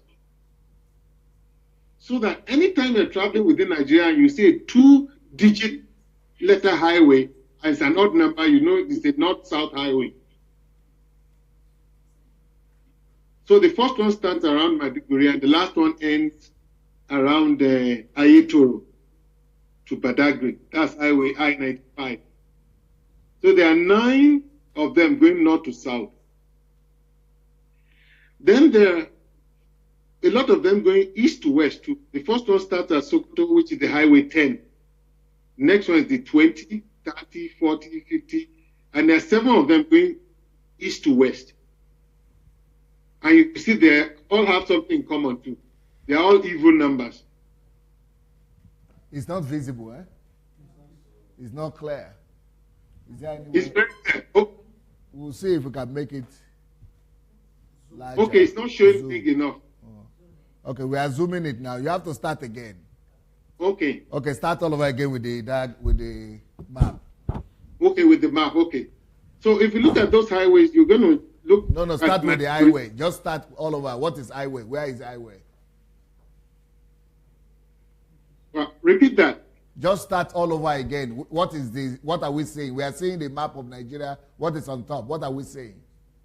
Okay, so what we are seeing right now are the highways. Okay. We have Can somebody point? 9 point? highways going from north to south. Can you go and point? You see we have the pointer somewhere. Okay, so No, you have to stand. No, not that kind of pointer. You have the red one. Is it there? Make it long. Yeah, and stand this way. Stand from this side. Go cross now. Yeah. Okay. So start all over again. Tell us what we are saying, please. okay, so let's look at the highways, for instance. Let's look at highway I-15, if you look at Maiduguri area. Maiduguri, maybe you might not know Nigeria. Okay. We will just have mercy on you. Yeah, or is the red one better? Yeah, red one is better. Okay, don't worry, I'll do it. Yeah. Okay, that's Maiduguri here. Okay, go ahead. Okay, you could see I-15 there, right? Where is the I-15? Yes. Okay. If you go westwards, the next one will be I-25. I can't see my site. This one, eh? Okay, yes. Okay, the next one, I-35. Yes. So they are going up in steps of 10s. Yes. Now, one thing all of them have in common is they are all odd numbers. They end with a 5. So this is highway, right? This is like autobahn? Yeah, these are autobahn highways. Expresses. They are expressways. Interstates. Interstate, yes. They are Okay, interstate okay. highways. Uh-huh. Now, each of these highways you are looking at, when you go into them, I'm going to supply that picture later. I don't have it yet. I've not finished developing it. But if you go into them, inside each segment, if you look at the segment, a segment is each of those bars you are looking at. Yes. That is the segment. One bar is the segment. That segment is 50 kilometers long. Okay. 50 kilometers long. If you look inside that segment, what you are going to see is you are going to see a highway with 6 lanes going in both directions. Where is that? So there won't be any speed limit. Where is that? Where is that now? Here? No, I don't have that diagram yet. It's going to be inside. How It many? will be inside the segment, yeah. 6 highways. Yeah, if you look inside, Oh, six, Okay. 6 lanes. 6 lanes. Okay. yes. Okay, 6 to go, 6 to go. Okay, good. Like Okay. in California. Yes, like in California, that kind of highway. Okay. Okay, let's focus on I-15, for instance. Let's take Okay. I-15. Let's look at I-15 alone. Where If you is can that? get, This I'm one? not sure what, This one? Okay. okay. How many bars are in I-15? 1, 2, 3, 4. 1, There are 2, 6. 3, 4, 5, 6. There are 6 bars. Okay. So, if somebody asks you how long is Highway 15, because there are 6 bars, you already know it's 300 kilometers. Okay, because they are 50 each. Okay. 50 each. Okay, so that's 300 kilometers right there. Okay. Now, if you take one of those bars, and I don't have the diagram yet, but when I do have it, you're going to see. If you take one of those bars and you expand it, you are going to see a super highway, 6 lanes in both directions. Okay. Next to that highway, going parallel to that highway, you are going to see 4 rail lines going in both directions. Okay. 4 rail lines going north, 4 rail lines going south. Parallel. Okay. Next to that, you are going to see 4 rows of high tension electric power pylons, high tension cables. Yes. Next to it, underground, there will be a cluster of 16 pipelines. Yes. Next to it, there will be. That is how to rebuild a nation. Yes. Yes. Yeah, go ahead. So next to it, there will be 2 pipelines for high-speed fiber optic communication cables. Yes. And then lastly, you are going to have a right-of-way for any futuristic transportation system, like the Hyperloop or whatever is developed in the future. Yeah. There will be a path for it. Or maybe like driverless cars. Yes, the things like that. Yeah. So you have that kind of thing. So the width of that segment you are looking at, how wide it's going to be, it's going to be 3 kilometers wide. So one segment will be 50 kilometers long and 3 kilometers wide. Now, if you count the total number of segments on the Nigerian map here, you have 235 of them. Okay. Okay? 235.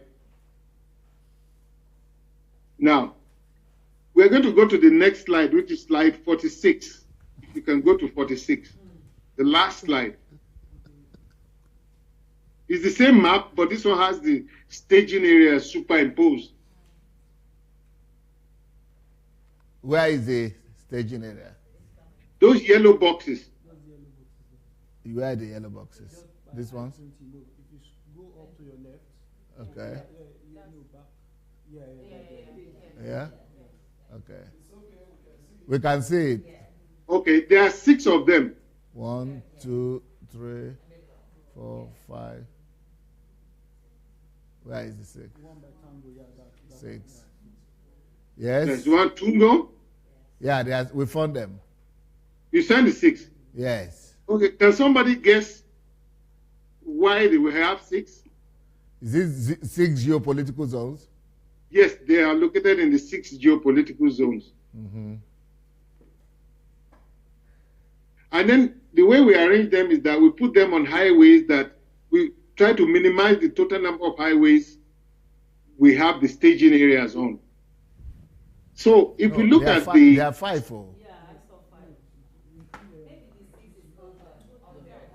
Ah, okay. This is the sixth one. The sixth one is here. Okay, yeah. All right. So you try to minimize. Yes. So we try to minimize the total number of highways they sit on. So if you look at two of the staging areas, three of the staging areas are on one highway. If you look at highway Interstate 65, we have three staging areas on that highway. 65 is where? Down. Okay, let's go down. 65. Highway 65. Where is it? Huh? Up?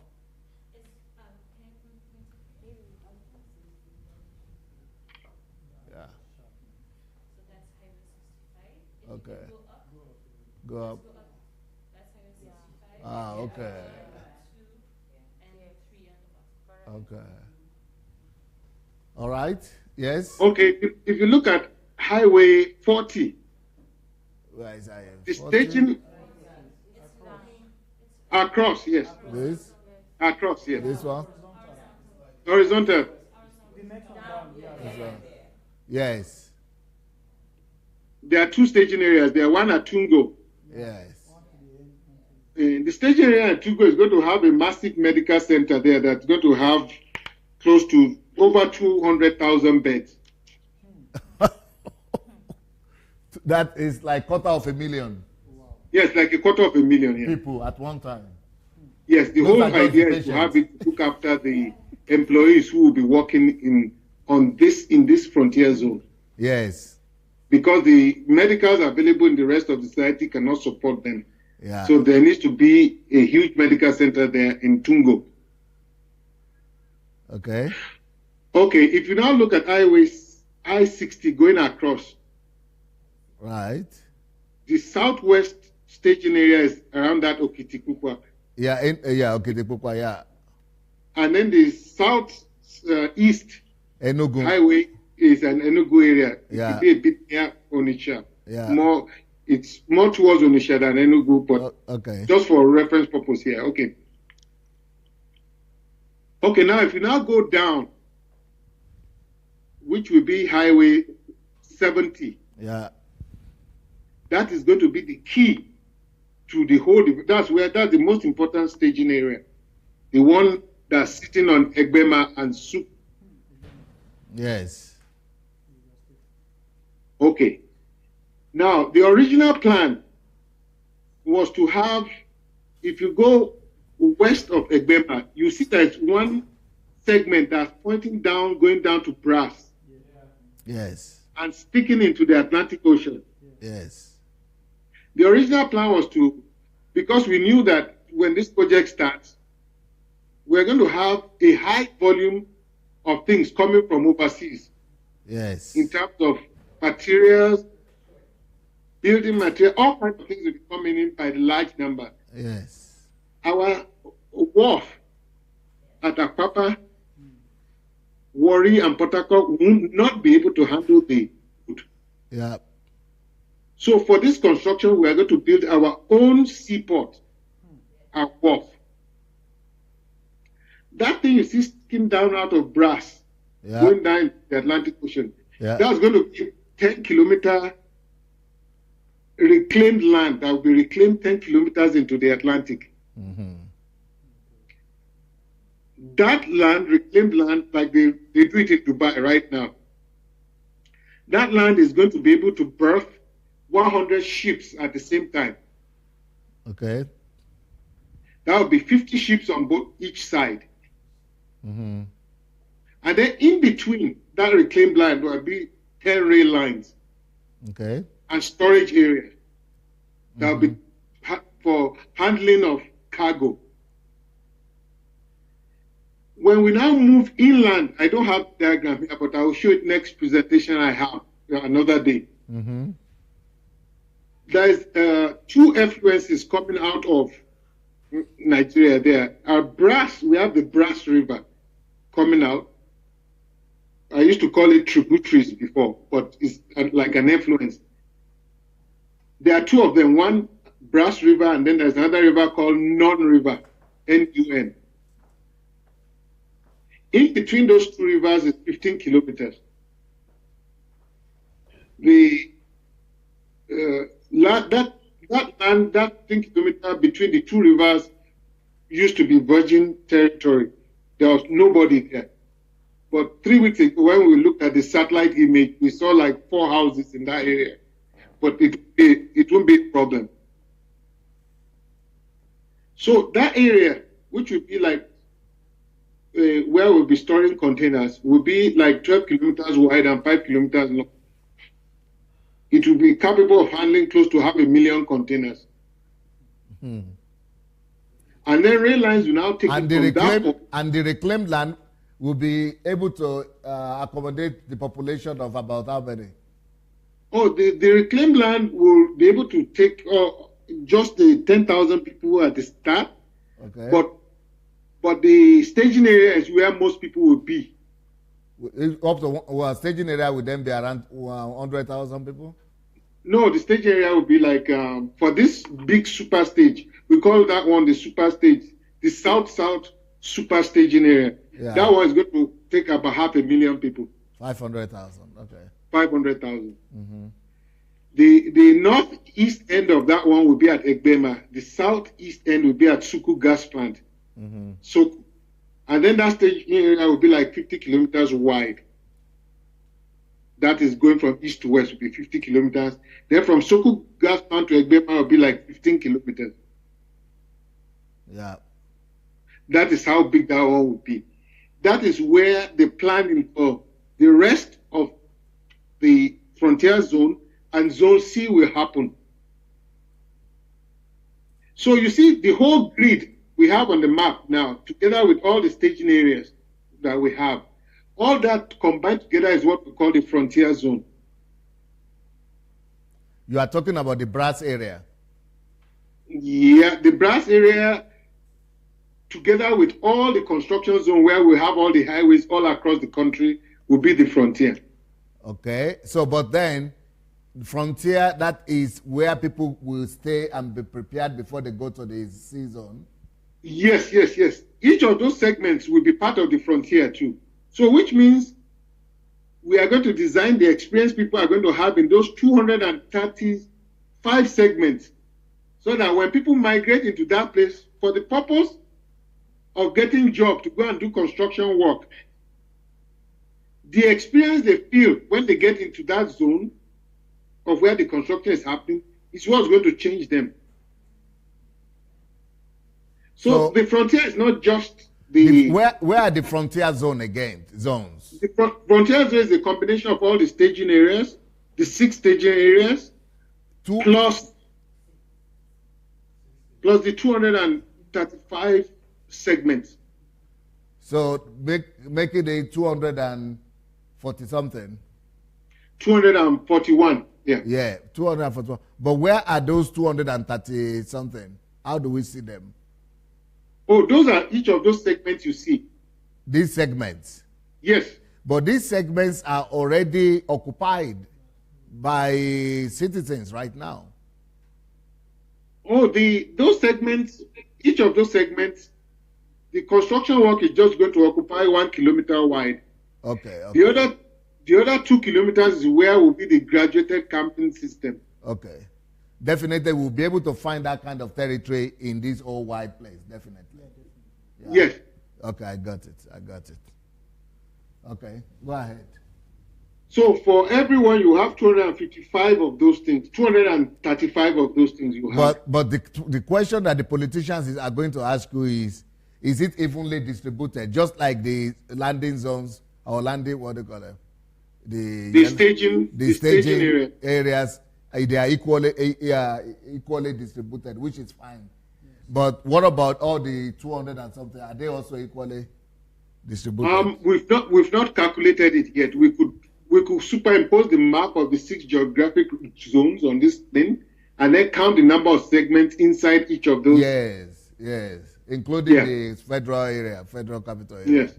Because everything will always be political in Nigeria. They will always be saying, okay, your zone, Hausa zone, northern zone has this, and then this one has this, so that it will be, we will avoid any unnecessary political argument. Controversy, yes. Mm-hmm. We are going to do that. Thank you. Let me take that note down. Yes. So that we could have that count when we are done.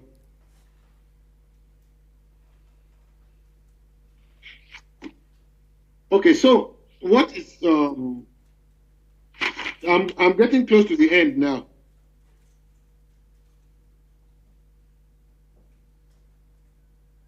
So to build every zone is going to cost us, not to build every landing, whatever, staging area is going to cost how much? The staging area itself, the super staging will be the most expensive. That's going to be about the super staging is going to be about 5 billion US. Okay, so for six of them. What about the the other stages will not be 5 billion. They will be like 3 billion. Okay, it's only the first one that will be in brass is the one that will be more expensive, right? Yes, it will be more expensive than the other one. But what about the others? 230 something, 33. No segments. The highway construction part of it is 1 billion each. Okay. So we are looking at that 1 billion each. Is that just going to give us the highways? That's just going to give us the highway. Yes, all the infrastructure we're going to put on it is like 1 billion. Yeah, but then not all the. If you mean all the infrastructure, including the highways and including the fiber, optics, and including and the train and railway station too. Oh, let me put it clearly. Let me make it clear. Okay. All the portion we are putting on the 235. Yes. We are referring to that as the backbone, infrastructure backbone. Yes. That's the infrastructure backbone of the country. That's right. That one, the element of the backbone in each segment is 1 billion. That includes all the three communication. That includes the road transportation. Transportation. The road, the railway, and the fiber something. Yes. It's okay. So 1 billion in 235. Or 231. That's not the total cost. There's another cost that's going to come also apart from that 1 billion. Right. There's another 500 million which will be used for the camps. Yes, because I want to find out is how much will it cost us to do one segment, each segment total. So let's say each segment 1.5 billion per segment. 1.5. Yes. Okay, good.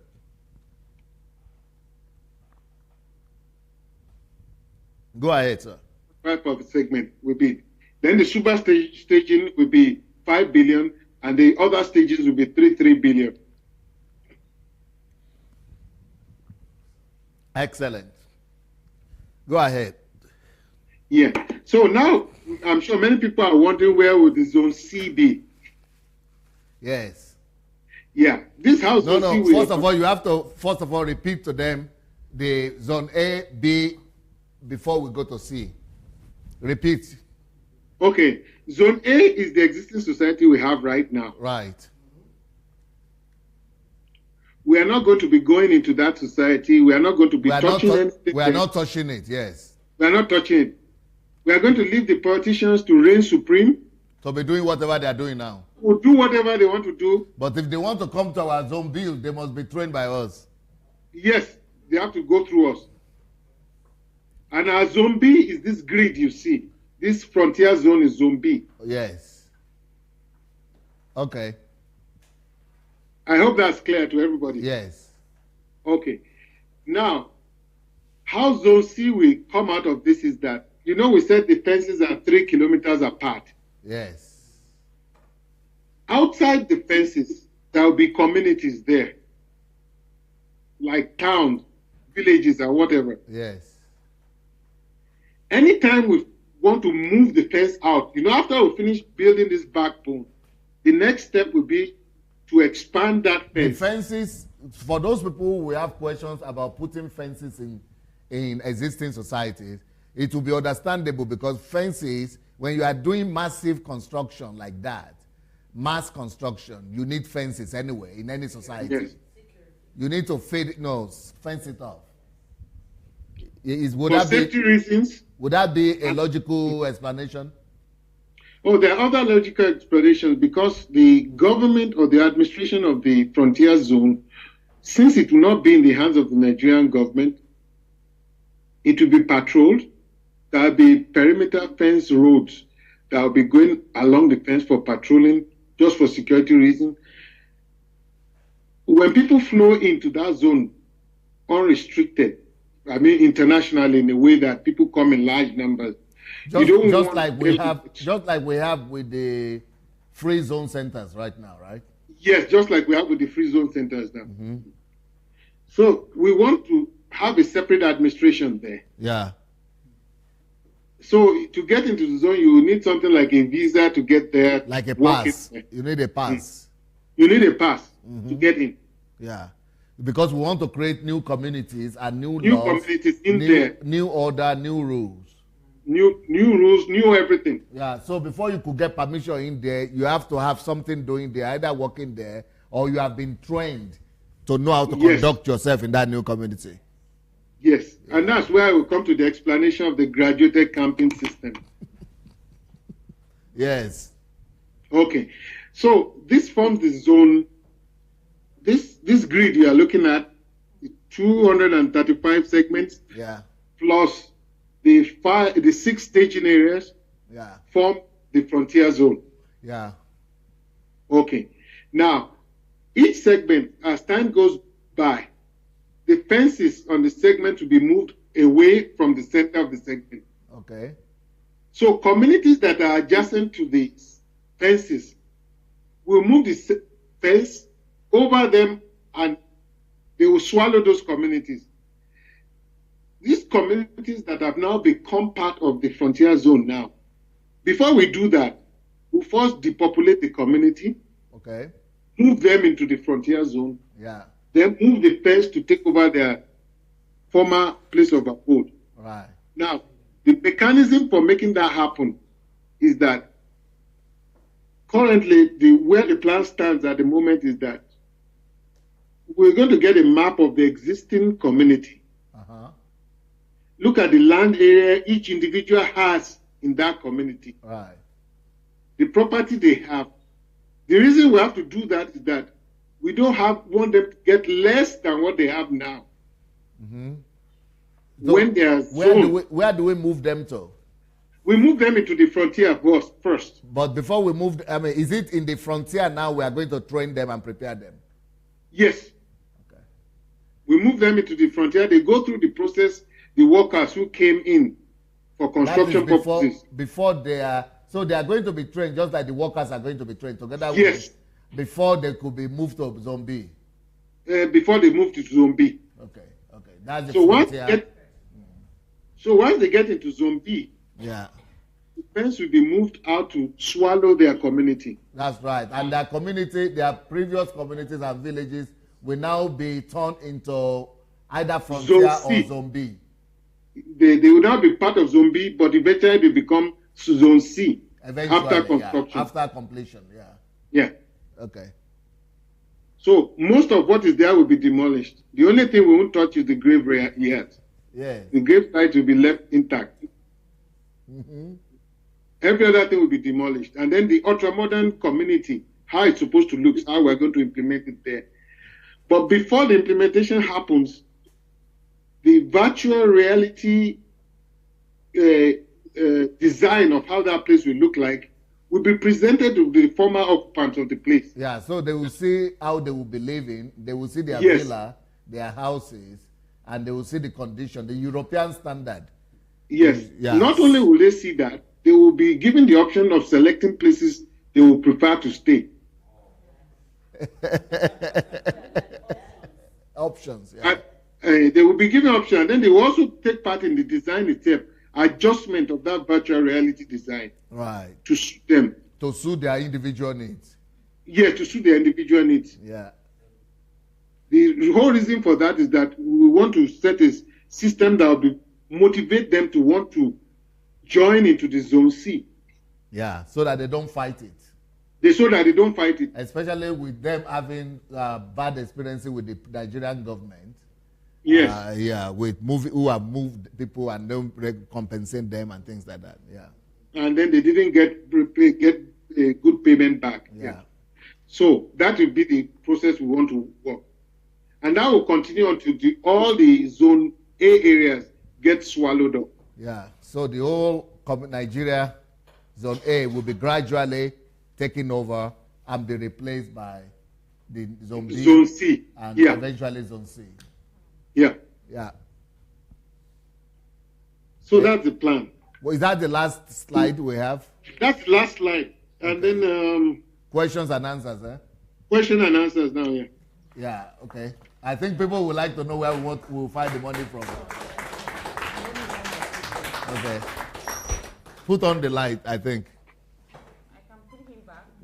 Yeah, put him back on there. Okay, we have a lot of agitators that want to ask questions. Okay. Yeah. Thank you very much, sir, for the presentation.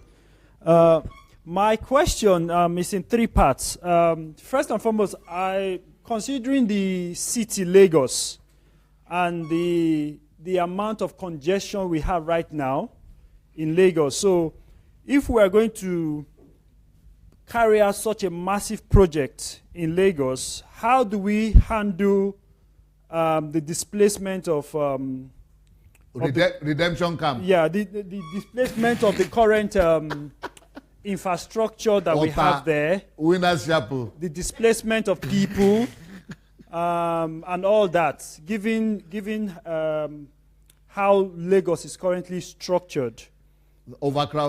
Overcrowded. And secondly, how do we plan to handle or manage whatever resistance that we might face given a parallel government? Because it's like the whole program is like you're running a government within a government, whereby the federal or the state or the local government wouldn't have any, will I say, jurisdiction within the project that you currently run. And we know the mindset of the current leaders that we have in Nigeria. And my third question has to do with security. How do we plan to manage the security situation we currently have, especially up north, Boko Haram, down south, the Niger Delta problem, and the Arewa and OPC and all that? So is there any plan to actually manage the security? Thank you. Yeah, thank you very much for that question.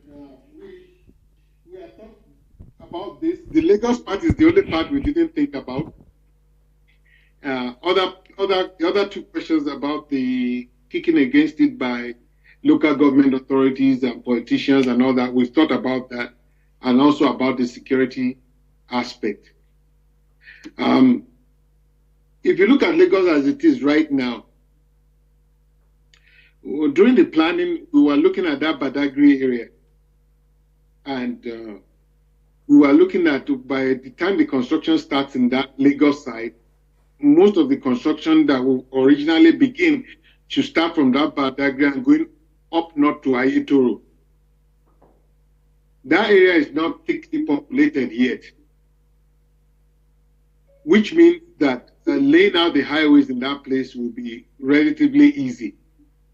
Now, the first people that are going to move into these zones for construction are most likely going to be unemployed and the least in the society. That's what likely going to happen. Because the employed people will not want to live where they are. The people working in oil companies are not going to leave. The people working with banks are not likely going to leave. So most likely we are going to get mostly illiterates coming in at that point in time. Yeah, but you know, if you talk about Nigeria and Lagos in particular, and out of the 80% of, let's say 80% of people in Lagos are employed, if let's say 100% of them are employed, 80% of those people you said are employed, they are willing to change their job today if they are going to be given better options. 80% of them are looking for better payment. So okay. I'm sure that we are going to get a good result. Yes. Not just illiterates, but even the people who want to improve their condition of work. That is very true. extreme. So that's what we believe will happen. So if people move out from the center of Lagos and start moving towards that highway 130, highway 35 for work, and they start moving to that Okitipupa staging area, Lagos will be depopulated real fast. And especially if we do it, the highways are going to be in different directions. Not just Yes, the Okitipupa area, but what about the Ijebu Ogu area, Dokuta area, Ijebu Highway, that Ekwe area, it will all be developed in that sense. And then the Ibadan also, that area too Will be one of the first places to start, yes. So does that answer the Lagos congestion problem yet? We are, now that you mentioned it, we have to. I'm sure we will need to do the computer calculations, but this okay. is just an idea. Yeah. Let's continue. What's the next question? The next question was the how do we work? How do we get the buy-in of the local governments, the state governments, the traditional rulers, and the federal legislators? That's the next question here. And that question was the one that had to do with the LTO, which is the license to operate. The team that will be working on the LTO, their job is to sell this whole program, starting first at the local government level and getting their feedback and their buy-in. When they see virtual reality of what is going to happen to them, if the project is supported and it's the gains that they are going to get, then we won't have any kickback. You know, by human nature, human beings go for what profits them. Okay? The reason why a man will remain on a path is because he's going to get more reward on that path than any other path. If a man stays on a path and says, oh, you know what, I'm going to get a reward of $1 million after 2 years, but I need to kill 3 people, I need to steal from 200 people, I need to lie to 1,000 people, he will stay on that path because of the reward. It will be hard to convince him. But if you come to the same person and say, okay, I have another path for you, the reward is 3 times the reward you are pursuing right now. You are going to get it in a shorter time. And it's going to be less risky. So if you answer those 3 questions for every individual, you say, what's the size of the reward? How long is it going to take? What amount of risk is involved? If you get that equation right, the person will abandon whatever path is embarked on before and jump on the new path. This is the strategy we are going to use for handling every people we deal with, starting from the guys who finance the whole project down to the person locally that we think will be the most ardent opposer to it. Because that person you call the opposer, inside his head is making a calculation. The calculation inside his head is, what am I going to lose if these people implement this project? That's what he's thinking in his head. And that's why he's opposing it, because he's looking at what he's going to lose. What risk is going to come to me as a result of this project? He's calculating that in his head. Okay, let me add to that answer, Mr. Shobomi. What I will say is that, first of all, I would like us to, I think we have to start with the federal government and with the senators and the House of Representative members. Right now, you know, the senators and the House of Representative members, they have an idea, they are trying to do something similar, but not a holistic one. Right now, I heard that there is a law that has been passed and a committee that has been set up in the National Assembly to have similar zones. But I think they only appointed 6 zones. Very similar, like we had landing, or what do you call it, something. Yes, staging. Staging something. So they said, but they are calling them free trade zones, or what do you call them? Free trade zones.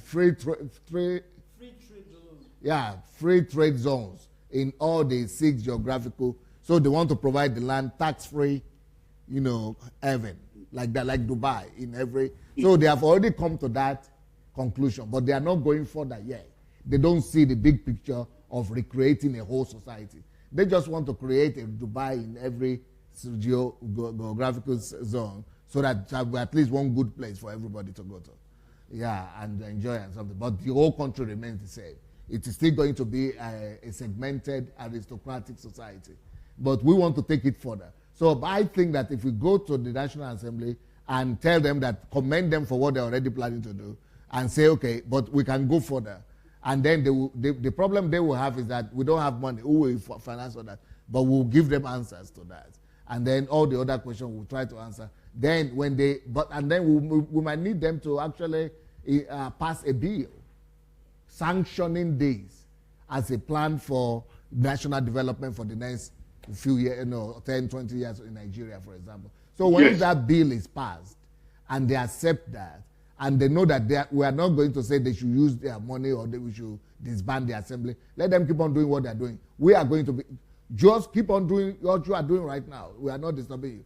But we are going to keep on doing the future. We are building the future. And you keep on, just give us, don't disturb us. That's what we want to say. So from there, I think then we could take it down to the local governments and then the landowners and things like that. Yes. Thank you very much. Yeah. Just one more thing. Security. No, okay. Yeah, security. Go ahead with the security. Yeah. No, I had another. You had another before security. Okay, before security, you wanted to add something. No, yeah. I said with respect to the explanation you've just given. Okay, once the project is completed, right, and people have moved into maybe Zone B and say Zone C, are we going to implement new laws that will be responsible for governing those new zones, or are we continue with the same laws that we have? And who will be responsible for those new laws? Now, but you are talking of laws, but okay. The new laws are going to evolve in Zone B, during the operations of Zone B.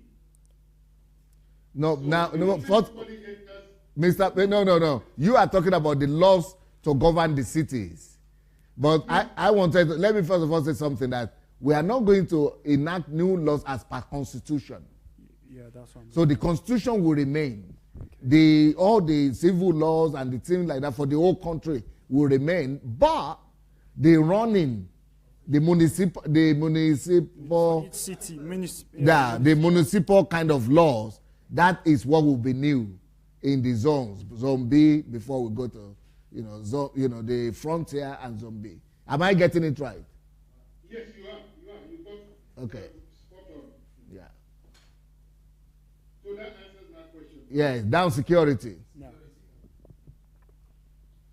Security. Yeah, security, we believe that when the construction work starts, most of the people that are coming are youth, who most likely the people who I would say like 80% responsible for most of the security problems the country has right now. So if they come in, they get changed by their accountant. When they come in, then even the crime rate and the insecurity situation in the rest of the society will drop. Because most of the people first entering are the people who are unemployed. Yeah. We are preparing for the worst case.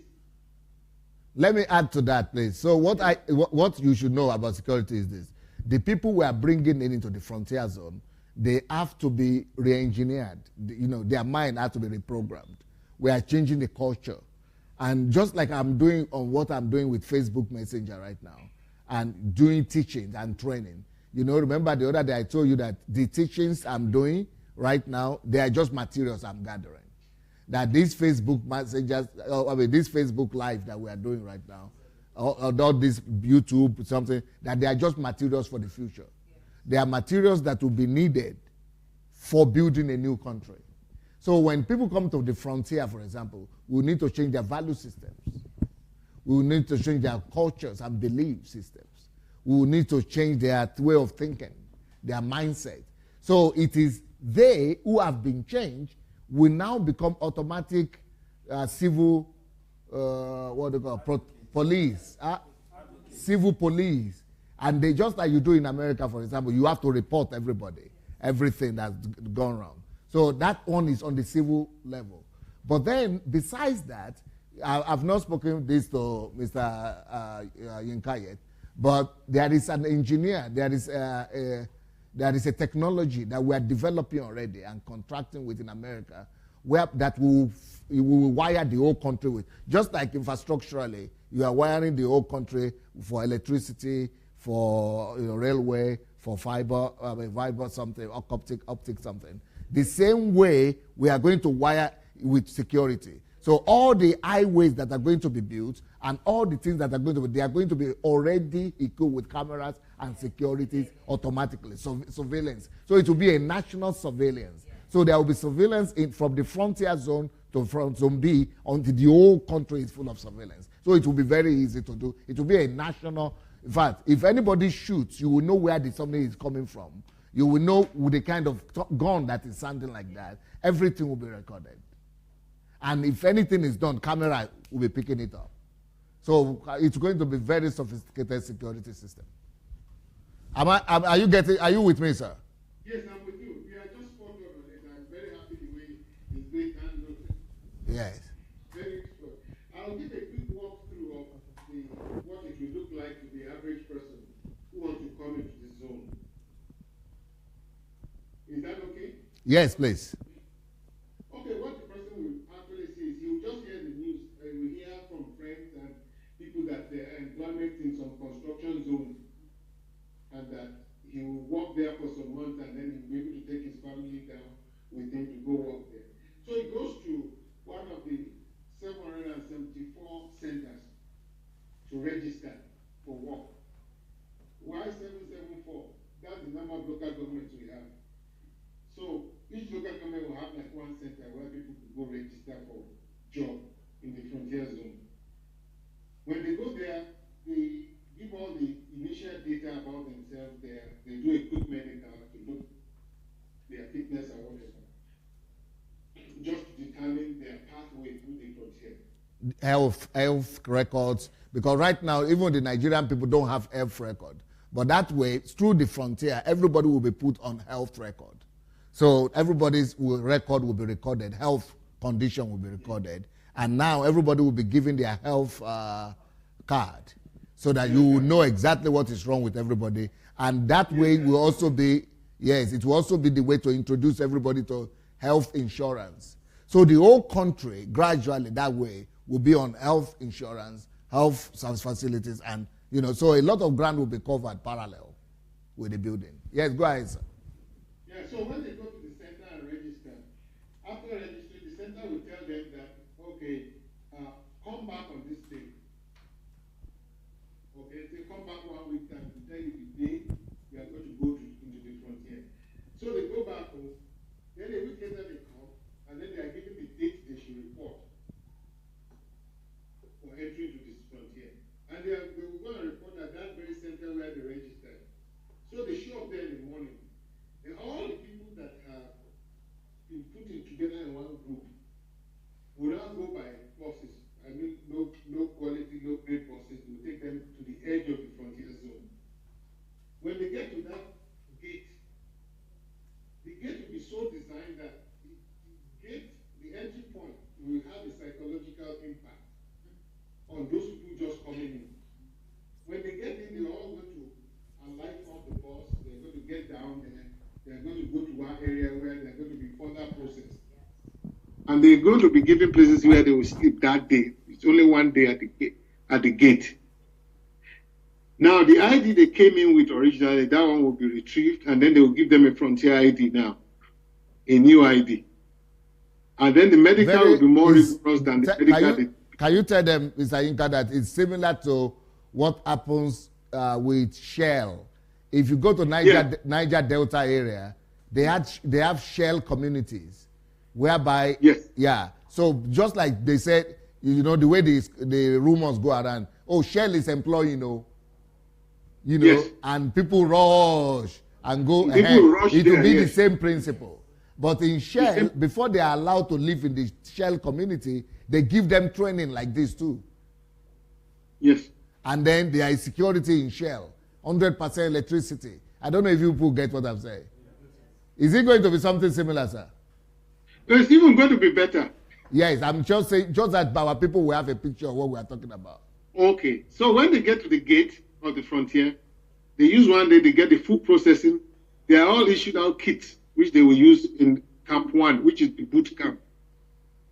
The boot camp is the place where their sleep-wake cycle will be readjusted to what will be used in the frontier zone. There we're going to need the help of the Nigerian army. The Nigerian army is already being paid by the government, and there is no war they are fighting. So we could as well use them in the frontier. Although they themselves will go through training before they run the boot camps. So the guy who comes into the boot camp uses 1 week in the boot camp. There are some aspects of their behavior we are going to shape during the boot camp. When they leave Camp 1, which is the boot camp, they will move into the next camp, which will be the camp G1. That's the second camp, G1 camp. The G1 camp, they will use 28 days there.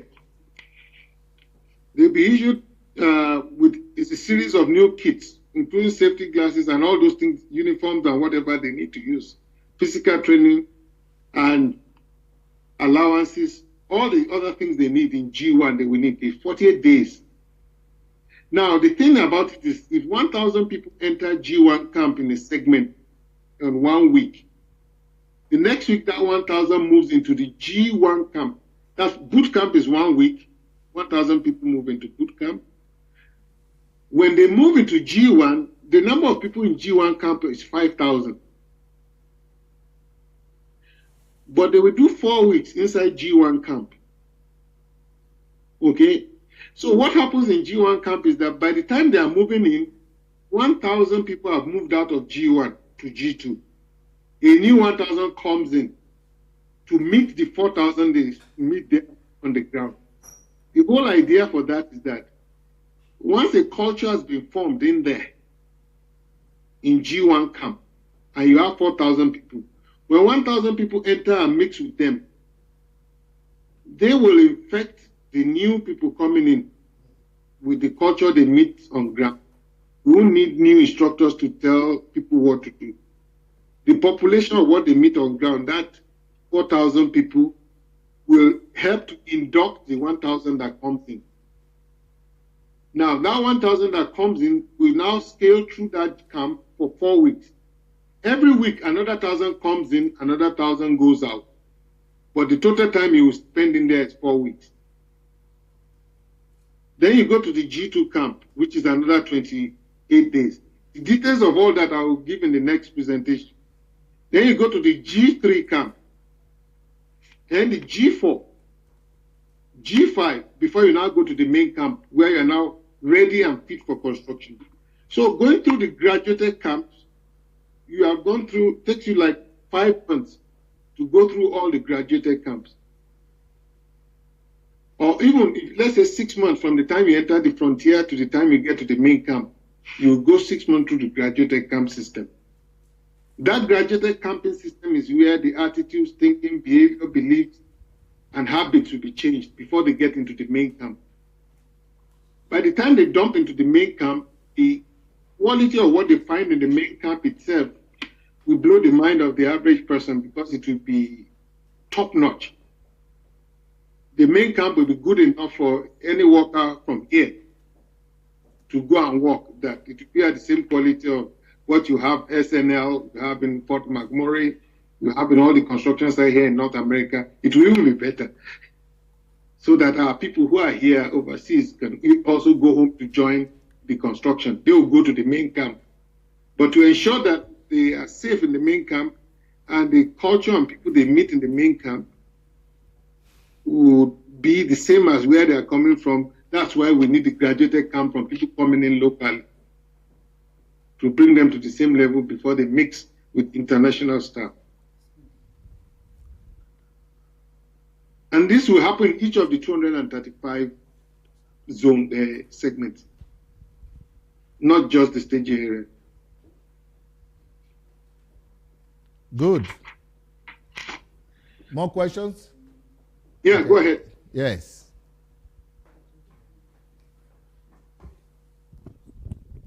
Thank you so much for the presentation. I just quickly, I wanted to ask that, is there any plan for compensation? What I mean by that, the grid that we just saw is going to go cut across so many existing or current roads or infrastructure that the government has built, because it's so wide that I don't foresee it not impeding on something the government has previously done. And so individuals too. And individuals, state governments, local government. So is there something set aside to manage that? So even though there might be a law signed, there are some individuals that will refuse.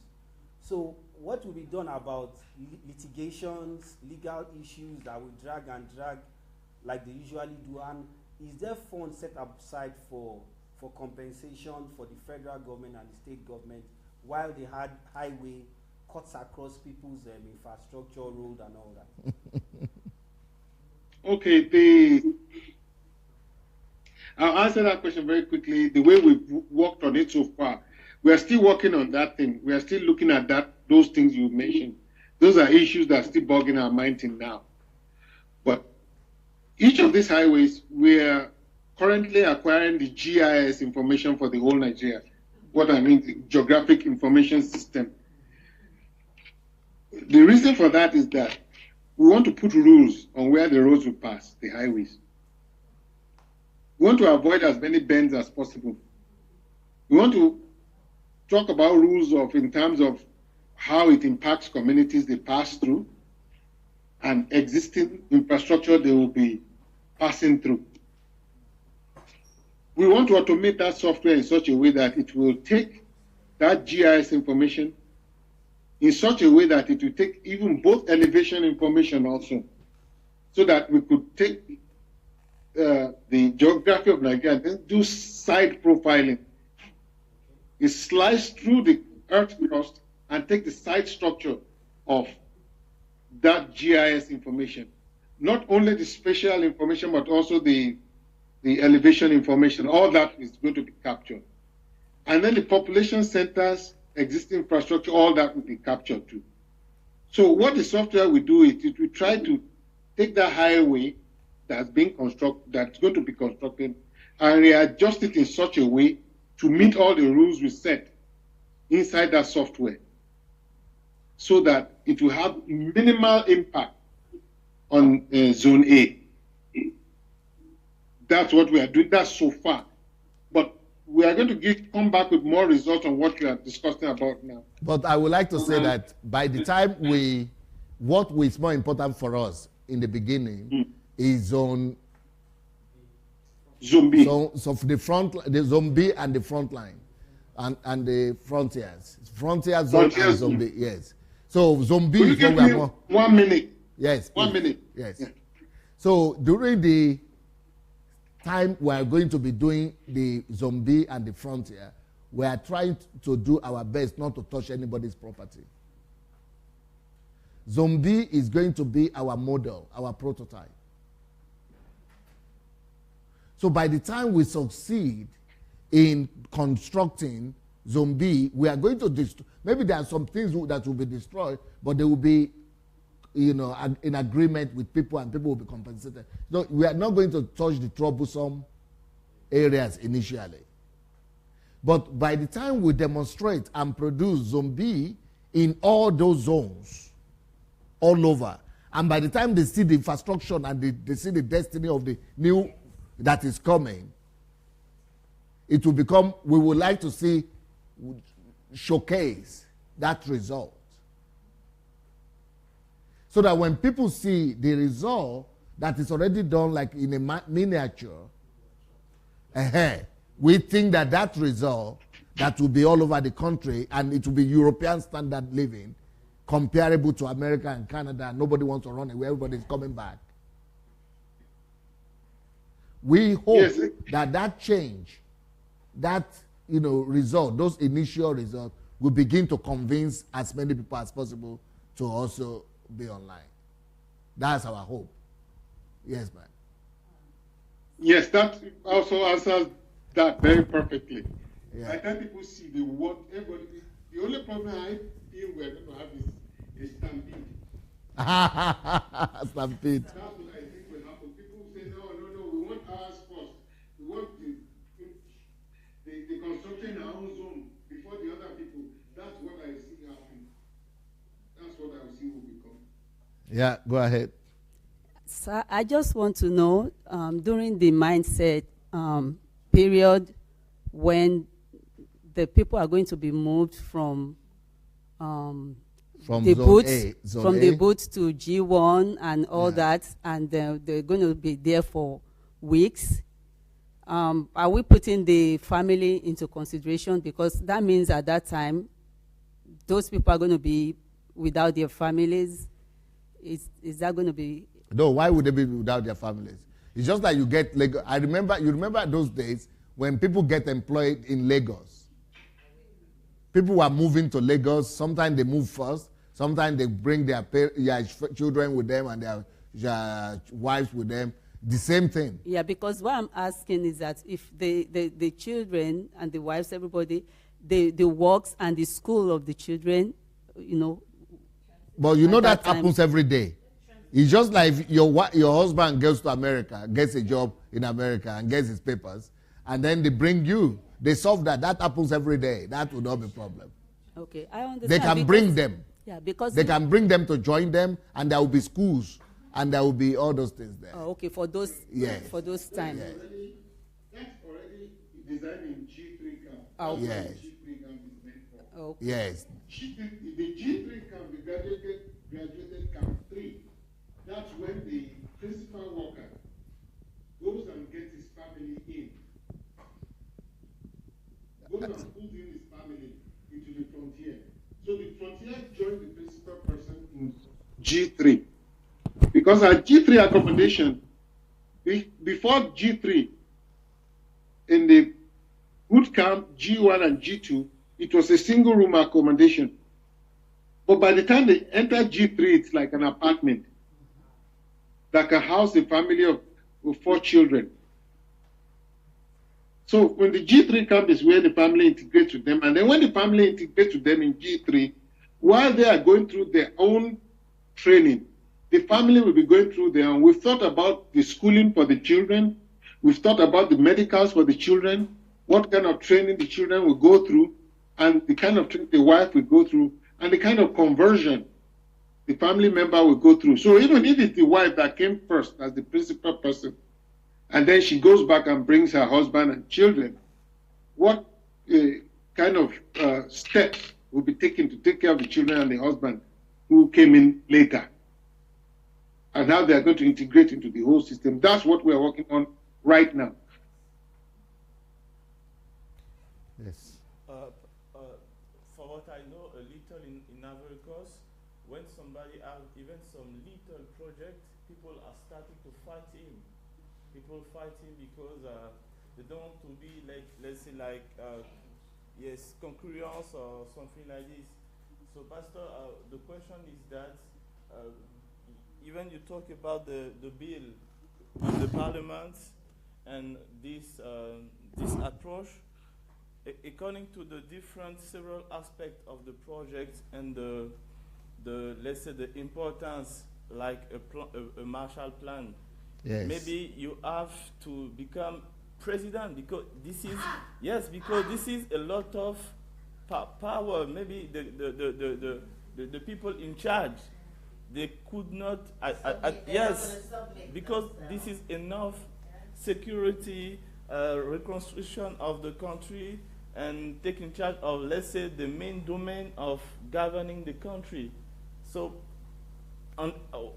okay, maybe one side, even if they accept the bill to do these things, this is the main part of governing a country, all these aspects.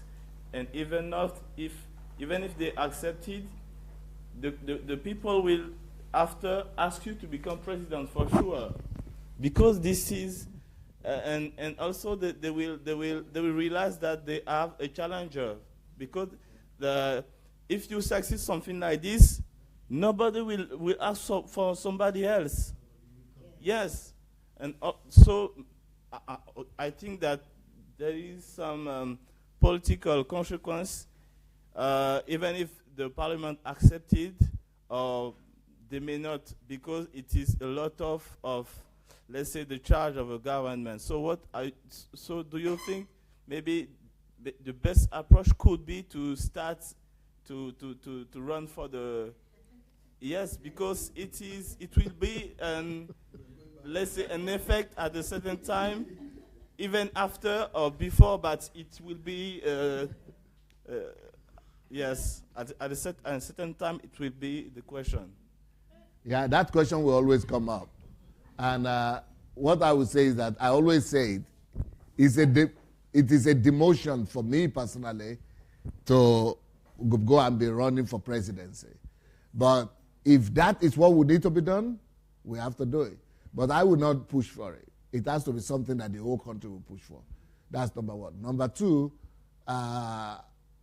we might be able to support somebody. If we see candidates that will be in favor of these plans and will give us a free hand and they want to support it, we will support most likely that particular candidate rather than the other one that doesn't want to support us. I would like to ask, because I heard about the budget the other time. In your budgeting, did you put into consideration the unexpected? Also, what about the insurance? Insuring the cost. Because we have in Africa, especially in Nigeria, that sometimes Naira goes down, dollar goes down, different kinds of stuffs. And even backup. Yeah, backup. Were there extra in our budgeting so that one do not embark on a project? Now, we've had look at it. This their metro line that Jakonde had in mind. And it's still not finished up to now. He started it. Now, politics came in and different kinds of stuff. Later, he stopped it. Why? The money that they budgeted wasn't enough. So, in your budgeting, did you really consider that factor? Okay, Mr. Yinka, will you first of all answer, okay. Then I will answer it later. Our budgeting has not stopped. The budgeting is continuous. Okay, before we get to the point where we actually need the money, we are going to get to a point where we've got more in details. But before getting to that point, there's one point I missed out in the presentation. And that point is the point that, you know how Wikipedia works right now? Yeah. Where you have volunteers, contributing to the whole Wikipedia environment. We intend to set something up like that, where all what we are doing right now will not be done by just a few people like it's happening right now. It's going to be done by all volunteer Nigerians who are very interested in this project. They will come in online and handle each aspect of this planning and budgeting. It's not possible for me alone to even do the presentations from this moment on. We have to have much more people getting on board. And we are looking, our calculations so far is that we need like 220,000 Nigerians working on this plan. And what we want for them is just 2 hours a week only. 2 hours a week from 220,000 Nigerians. We see this plan to the end. All we have to do is provide that environment and that infrastructure and the vision like we are doing right now. And fellow Nigerians will put in and tidy up the details of how this will work. both on the money part, budgeting part, and during while this thing is going on, like all these questions you're asking will be coming in during that process, and people will be finding answers to it. No one person can hope, or no one group can hope to have all the answers to every situation. That's why this part of the project is very important. Putting the vision forward first, and then when people understand the vision, people will come in and put their expertise in to make it happen. Yeah. So all that will be answered. All the details, you notice that the presentation, we had very few details going into any aspect.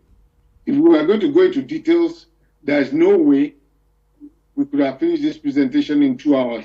Yeah, go ahead. Go ahead. Mr. Inga, go ahead and inform them on the strategy of getting the money first. Strategy of? Financing. Okay, financing. What we did originally was that while we were looking at the whole thing, the planners, when we were working together, we asked ourselves one question. We said before planning, should we first look at the limitations on ground first before we start to plan? And all of us said that if we do that, we will end up exactly the same way things are happening in Nigeria now. That before even putting anything to paper at all, we should assume there's no limits on anything. There's no limit in funds, there's no limits in anything. Then we cannot plan fully and freely without any restriction. Then after that planning, we take that plan and then we now say, okay, what's the gap between this plan and the realities on ground? Then we now start reshaping the plan till it fits that reality, to make that reality to work. So before getting on the funding part, the way the plan started was we looked at the life of each person, each Nigerian. We say, okay, what kind of quality of life do we want for a person? So we started with that, the quality of life first. After we defined that very clearly, we now said, what kind of infrastructure do we need to have around? Or what kind of society do we need to have to make this quality of life possible? Okay, let me give you direction of what I'm trying to say. Let us tell them about how we expatiate more on the available amount, money in the world and how we plan to go about it. Okay. What we did was we started, after we did that first part of the plan, we now started calculating where will we get the money? Where will the money come from? So we started looking at various pools of money in the world and we got a table where we started ranking them.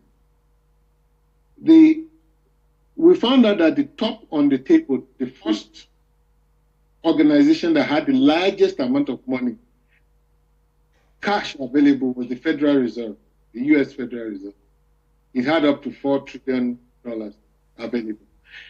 Then next on line, we now looked at corporations in the US, Fortune 500 corporations. As you all know, Apple alone has like about $256 billion floating cash that nothing to do with it. That's just raw cash, nothing to do. And if you add all the top corporations in the US that have cash they have nothing to do with at the moment, the total comes to about 2 trillion, between 2 and 3 trillion. So we went adding, and then by the time we got to the end, the one we thought was going to be important before turned out that they were not that important. We were looking at IMF, World Bank, and all that. And we found out what they had was very tiny compared to, you won't believe that even Microsoft has more money than the World Bank and IMF combined. So those were not even on our top 20 list. So that's how we now added up all that one to get the total amount, which was going to about $12 trillion. And then we now say that if this plan evolves, we can force those people to form a consortium. Since they don't want their money just lying there doing nothing. They want the money to bring returns for them. And it's our job to show them how to do that. Since nobody else in the world is presenting them with that kind of alternative at the moment. So that's how the funding strategy went about. Okay, I think I should continue from here. Okay, please. So what the strategy, okay, first of all, for you to get the money, anywhere you will go in the world, anybody you approach in the world, they will not give you money without plan. You need to have, first of all, your ideas in papers. You need to have your business plan. You need to have the good understanding of what you want to do. You need to finance that by yourself. You need to come up with a clear picture of why it's worth it and why they should put money into it and what they will gain from it. So that is what we're on the stage of where we are right now.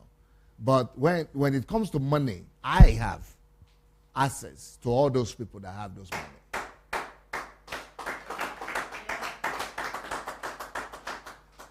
Yes, so it will not be a big deal for me to be able to make connection with Federal Reserves. I already have connection with them. I used to sit on the same board with Bill Gates. I used to sit on the same board with Richard Branson, Warren Buffett, the Clintons, and all these people. So that we'll be able to go around that one. Yeah. Thank you. Yes. Yeah. Grace. Sorry. Please, my question will be, I have 3 questions. One will be more like acting as the devil's advocate. Advocate, yeah. Okay, so maybe I'll go for that one first. When Nigerians hear something like this, the first thing that comes into our religious mind will be they're setting the stage for the Antichrist. So please. I never heard of that, though. Yeah, okay. I never even thought of that, though. Okay. You mean somebody can think like that? Okay, I will say that again. I said the number one thing that will come into a typical religious Nigerian mind is that they are setting the stage for the Antichrist. And from what I will learn this weekend, I expected anything, but not this one. What we learned this weekend about how to change people's mindsets through propagation and legislation. Legislation will not take part because you said the law, you're not touching that at the moment. So how are you going to inform people and let them know that this is not a case of setting the stage for Antichrist? Because you're talking about taking people's blood, medical details. You're going to give them cards. So because a typical Nigerian mind will go for the fact that, okay, now it is, before you know it, they will be giving people 66. And that's when you answer that, then I want to find out how will this affect forestation in Nigeria? And one other thing, the last one. Okay, what do the investors stand to gain? Is the accommodation and all these things free? What are the terms and the conditions? That's it. Thank you. Okay. So the first question was the what about the Antichrist? The second question I'm trying to get forestation is forestation. How will it affect forestation in Nigeria? And then the third question is the returns. Yeah, what is the terms and the conditions, and what do the investors have to gain? Okay, first of all, we are not just we don't want to just involve only the commercial enterprises alone. We want to also involve governments too, if possible. This is what's going to come to them. When the project kicks off, the usage of the funds will not be, it's not like they will transfer the money into our hands. They will actually be doing the spending themselves. So that's number one guarantee. All we will be doing is we'll be directing them, this is what we want, that's what we want, this is what we want to happen, and they make it happen. But what does this do to their own economy and to their own people? All of a sudden, there are industries that's now currently running at utilization levels that's less than 80%. in some cases as low as 40% utilization. The moment there's a huge demand for construction, a huge demand to set up all these things we're about to do, all of a sudden they have to jack up the utilization of their industries to above 80%. When that happens, what does that mean to them? It means more employment for their citizens. If they get more employment, what does that mean for their politicians? It means re-election to office. So we are looking at how can this benefit both their industries, their economy, and their own political life there. All these are being designed into the plan so that they don't lose anything putting that money into the project. Now, the other thing they get in return is this. If a market size that used to be about $415 billion US dollars now expands and becomes $3.3 trillion, that means their industries have a market where they could sell into forever. It means that they just say, wow, we will keep our people employed for a very long time because we now have a population that's educated enough, enlightened enough to use to live a way of life that would demand them to consume things in the market that will help their own local industries to survive. So in terms of payback, they will get payback even during the construction, not to talk of after the construction. So all these things we are factoring in. Now, if you give some people exclusive market rights to a particular market for a certain time period, say, okay, over the next 10 years, your industry or your company has access to this market without competition, then after it's open to everybody else. There's nothing as sweet as that. That way, you don't have to pay back any cash. You don't have to pay back any of those things that would normally have happened. Because right now, they have something where they can actually make great return. Then, talking about the, I think I started with the last one first, right? Yes. Then the Antichrist part, yes. Gathering. That has been something most of us have been thinking here also. That, okay, aren't we setting the stage for the Antichrist to take over the world because he now has the record of everybody? Well, whether we start this project or not, right? That's going to happen. So this project is neither going to accelerate it or slow it. This project is just to make the quality of life for the average Nigerian better before that time comes. The last question, forestation. The last time we looked at the geographic information of Nigeria, the bad news is that the amount of forest we have is receding, is shrinking very rapidly, much more rapidly than we thought. We had somebody on our team who was trying to calculate the land area for farming. And by the time he was done, he just told us that that land area is no more there. It's no more there. It's gone. And the little that has left, which we are looking at right now, is between that Highway 45 and Highway 25. That's where most of the virgin territory is right now. Elsewhere, it's already been consumed. Little villages, towns, communities are occupying almost everywhere now. So that informs us about something that when we are building the infrastructure in Zone C, we have to be building more upwards than sideways. Because as Nigeria stands right now, to explain it to people here in Canada, what I always tell them is that the population of Canada is 32 million people, right?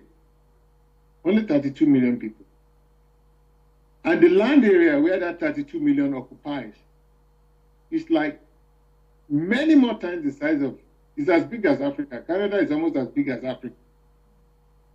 So to understand how Nigeria looks right now, it's like take the population of Canada multiplied by 6, then squeeze all that people inside only one state in Canada.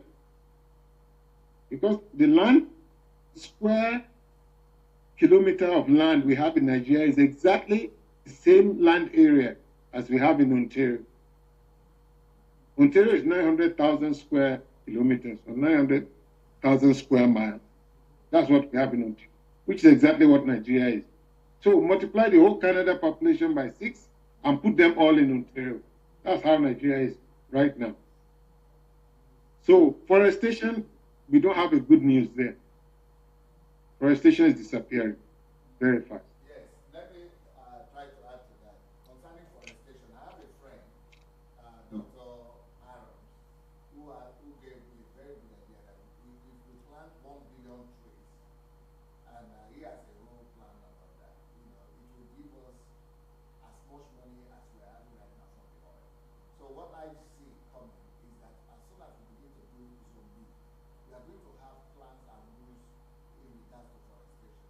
For example, everybody that is going to be, the number of people that are coming here to meet will be the same number of trees that are going to be planted. And then if every child is being born, you will not get your registration something and then you plant the tree. You've got to plant a tree for the child. And then for the same body, anybody that wants to get resident family, they must have a tree. So that is the way we could do a good job on the forestation. So that's about that. Now concerning the interest groups that I'm not going to talk about the religious one, but the interest group, I think we will not be able to do anything without working with politicians.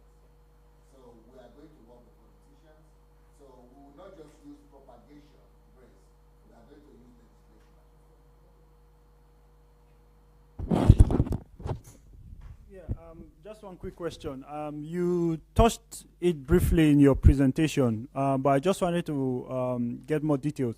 Currently, right now, I think there's a statistics that there's about 25 million Nigerians in diaspora, and I know majority of those numbers are willing to come back home if conditions change right now.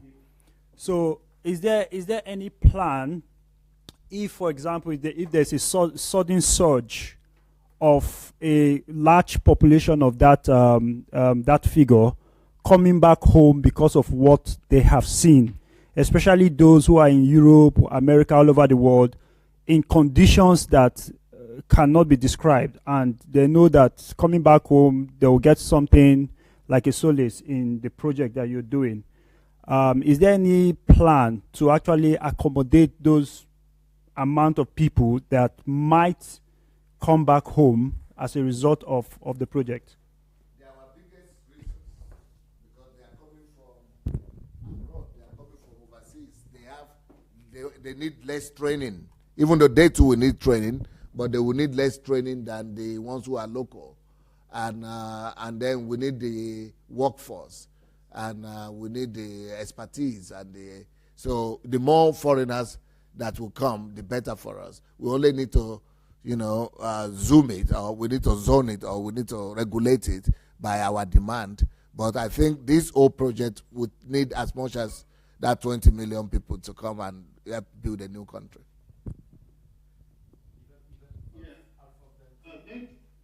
Thank you for the figure of 25 billion, right?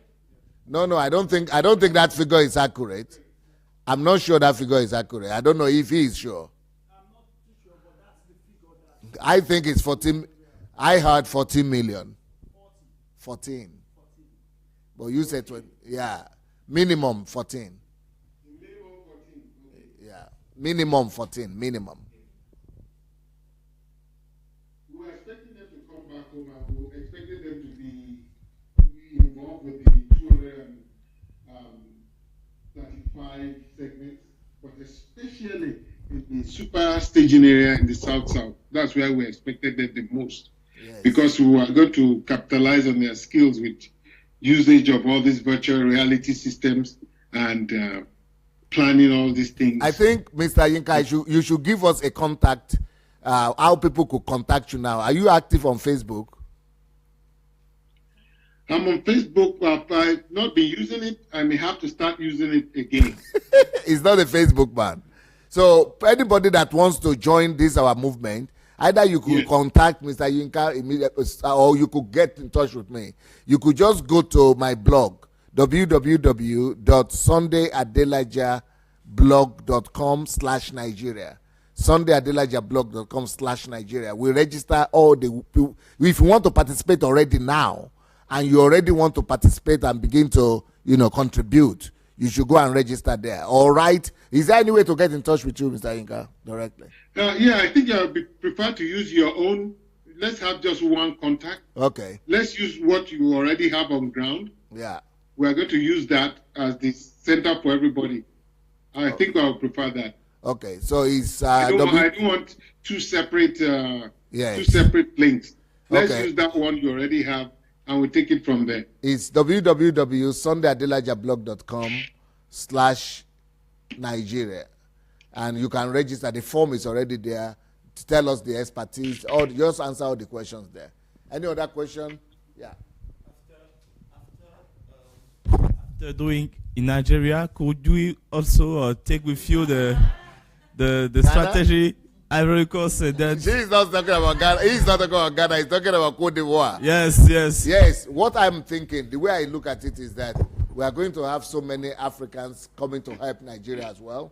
So right now, if I have disciples, I think that some of my disciples will come who are from origin of Cote d'Ivoire, Ivory Coast, Cameroon, Ghana, Ethiopia, and other places, Congo. So all those people, America, Canadians, Jamaicans, so we're going to invite, right now I already have people from like 40 countries who want to go with me to Nigeria. So, but we're going to have more people from all over the world. I believe that we need as many foreigners and expertise as possible. Because in a country where 50% is illiterate, we need to import more literate people and skilled people. Okay.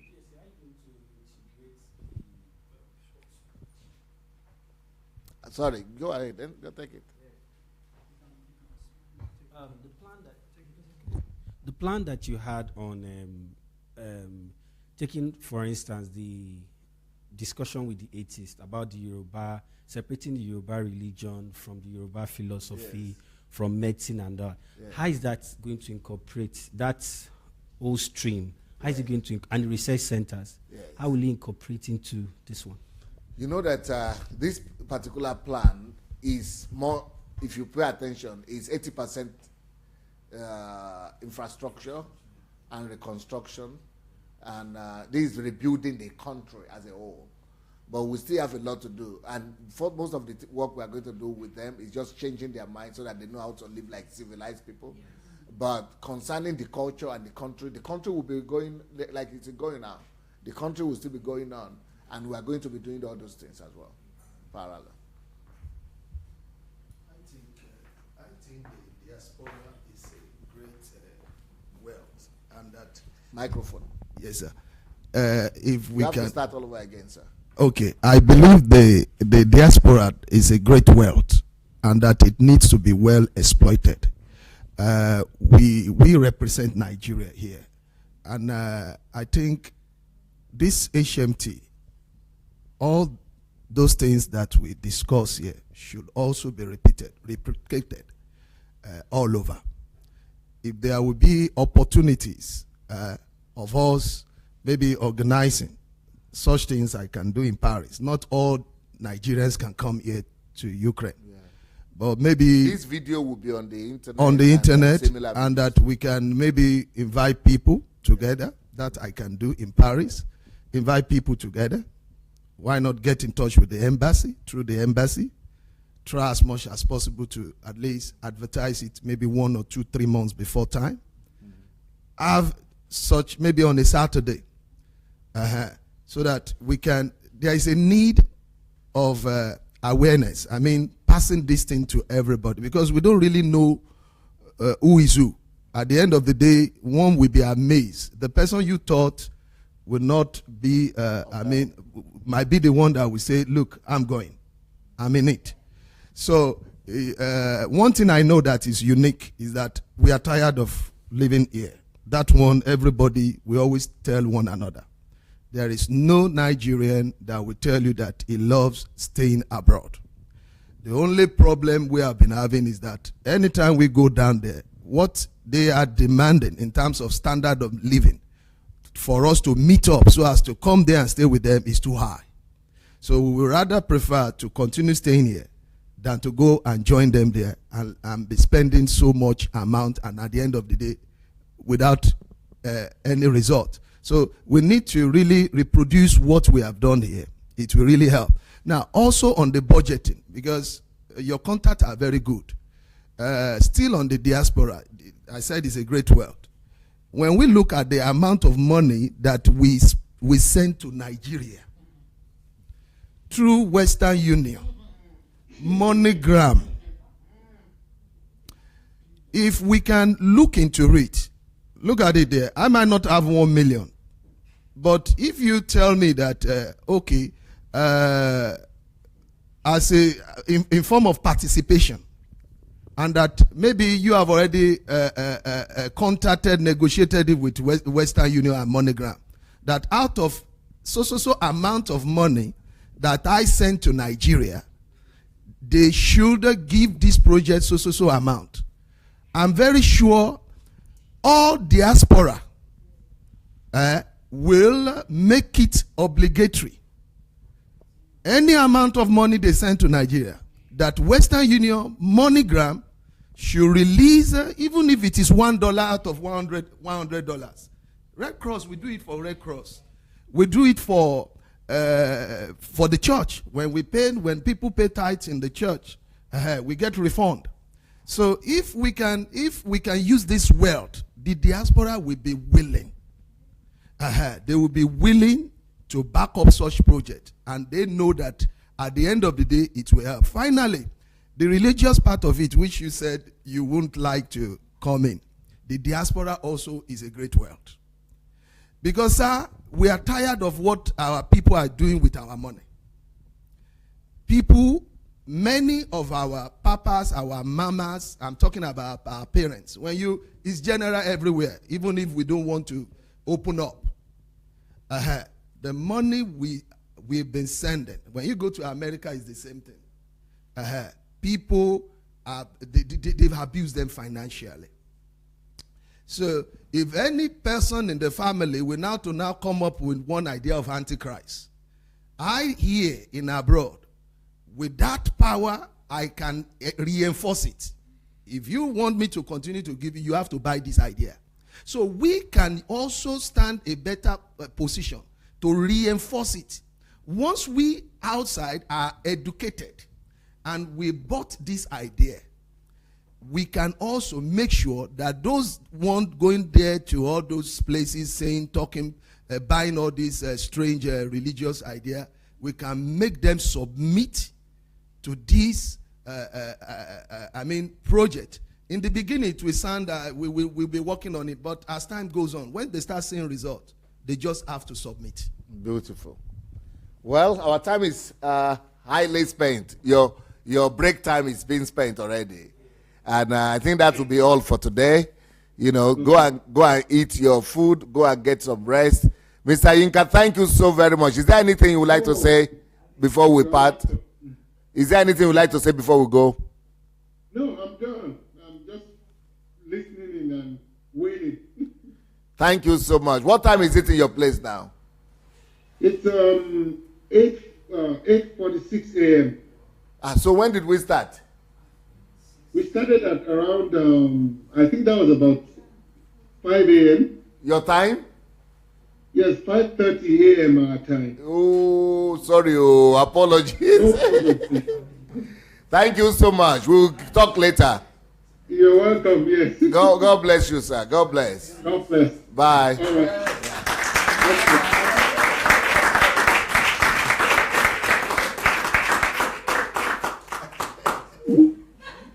Okay, that's all for now, guys. And I'm sure that everybody there, the Nigerians are writing comments and things, but we will not be able to go through that now. Maybe when we come back in the evening, we will talk more about it. if it be. And then concerning the evening, I would like to invite Success. Let him be available in the evening concerning the medical issues and the data, somebody said, collecting all the data and the disadvantage in that.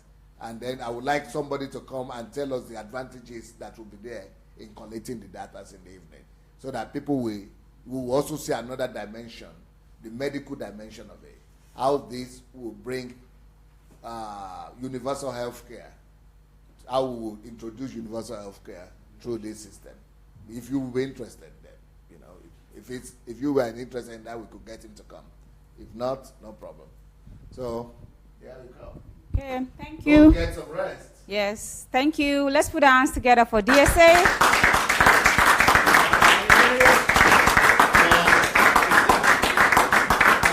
I know there is a lot of doubt and questions, but let's take it a step at a time. At least somebody is thinking of what to do. Okay, our friends on Facebook, thank you for being with us throughout the section. We'll be back in an hour, 10 minutes or so. So, see you. Bye-bye.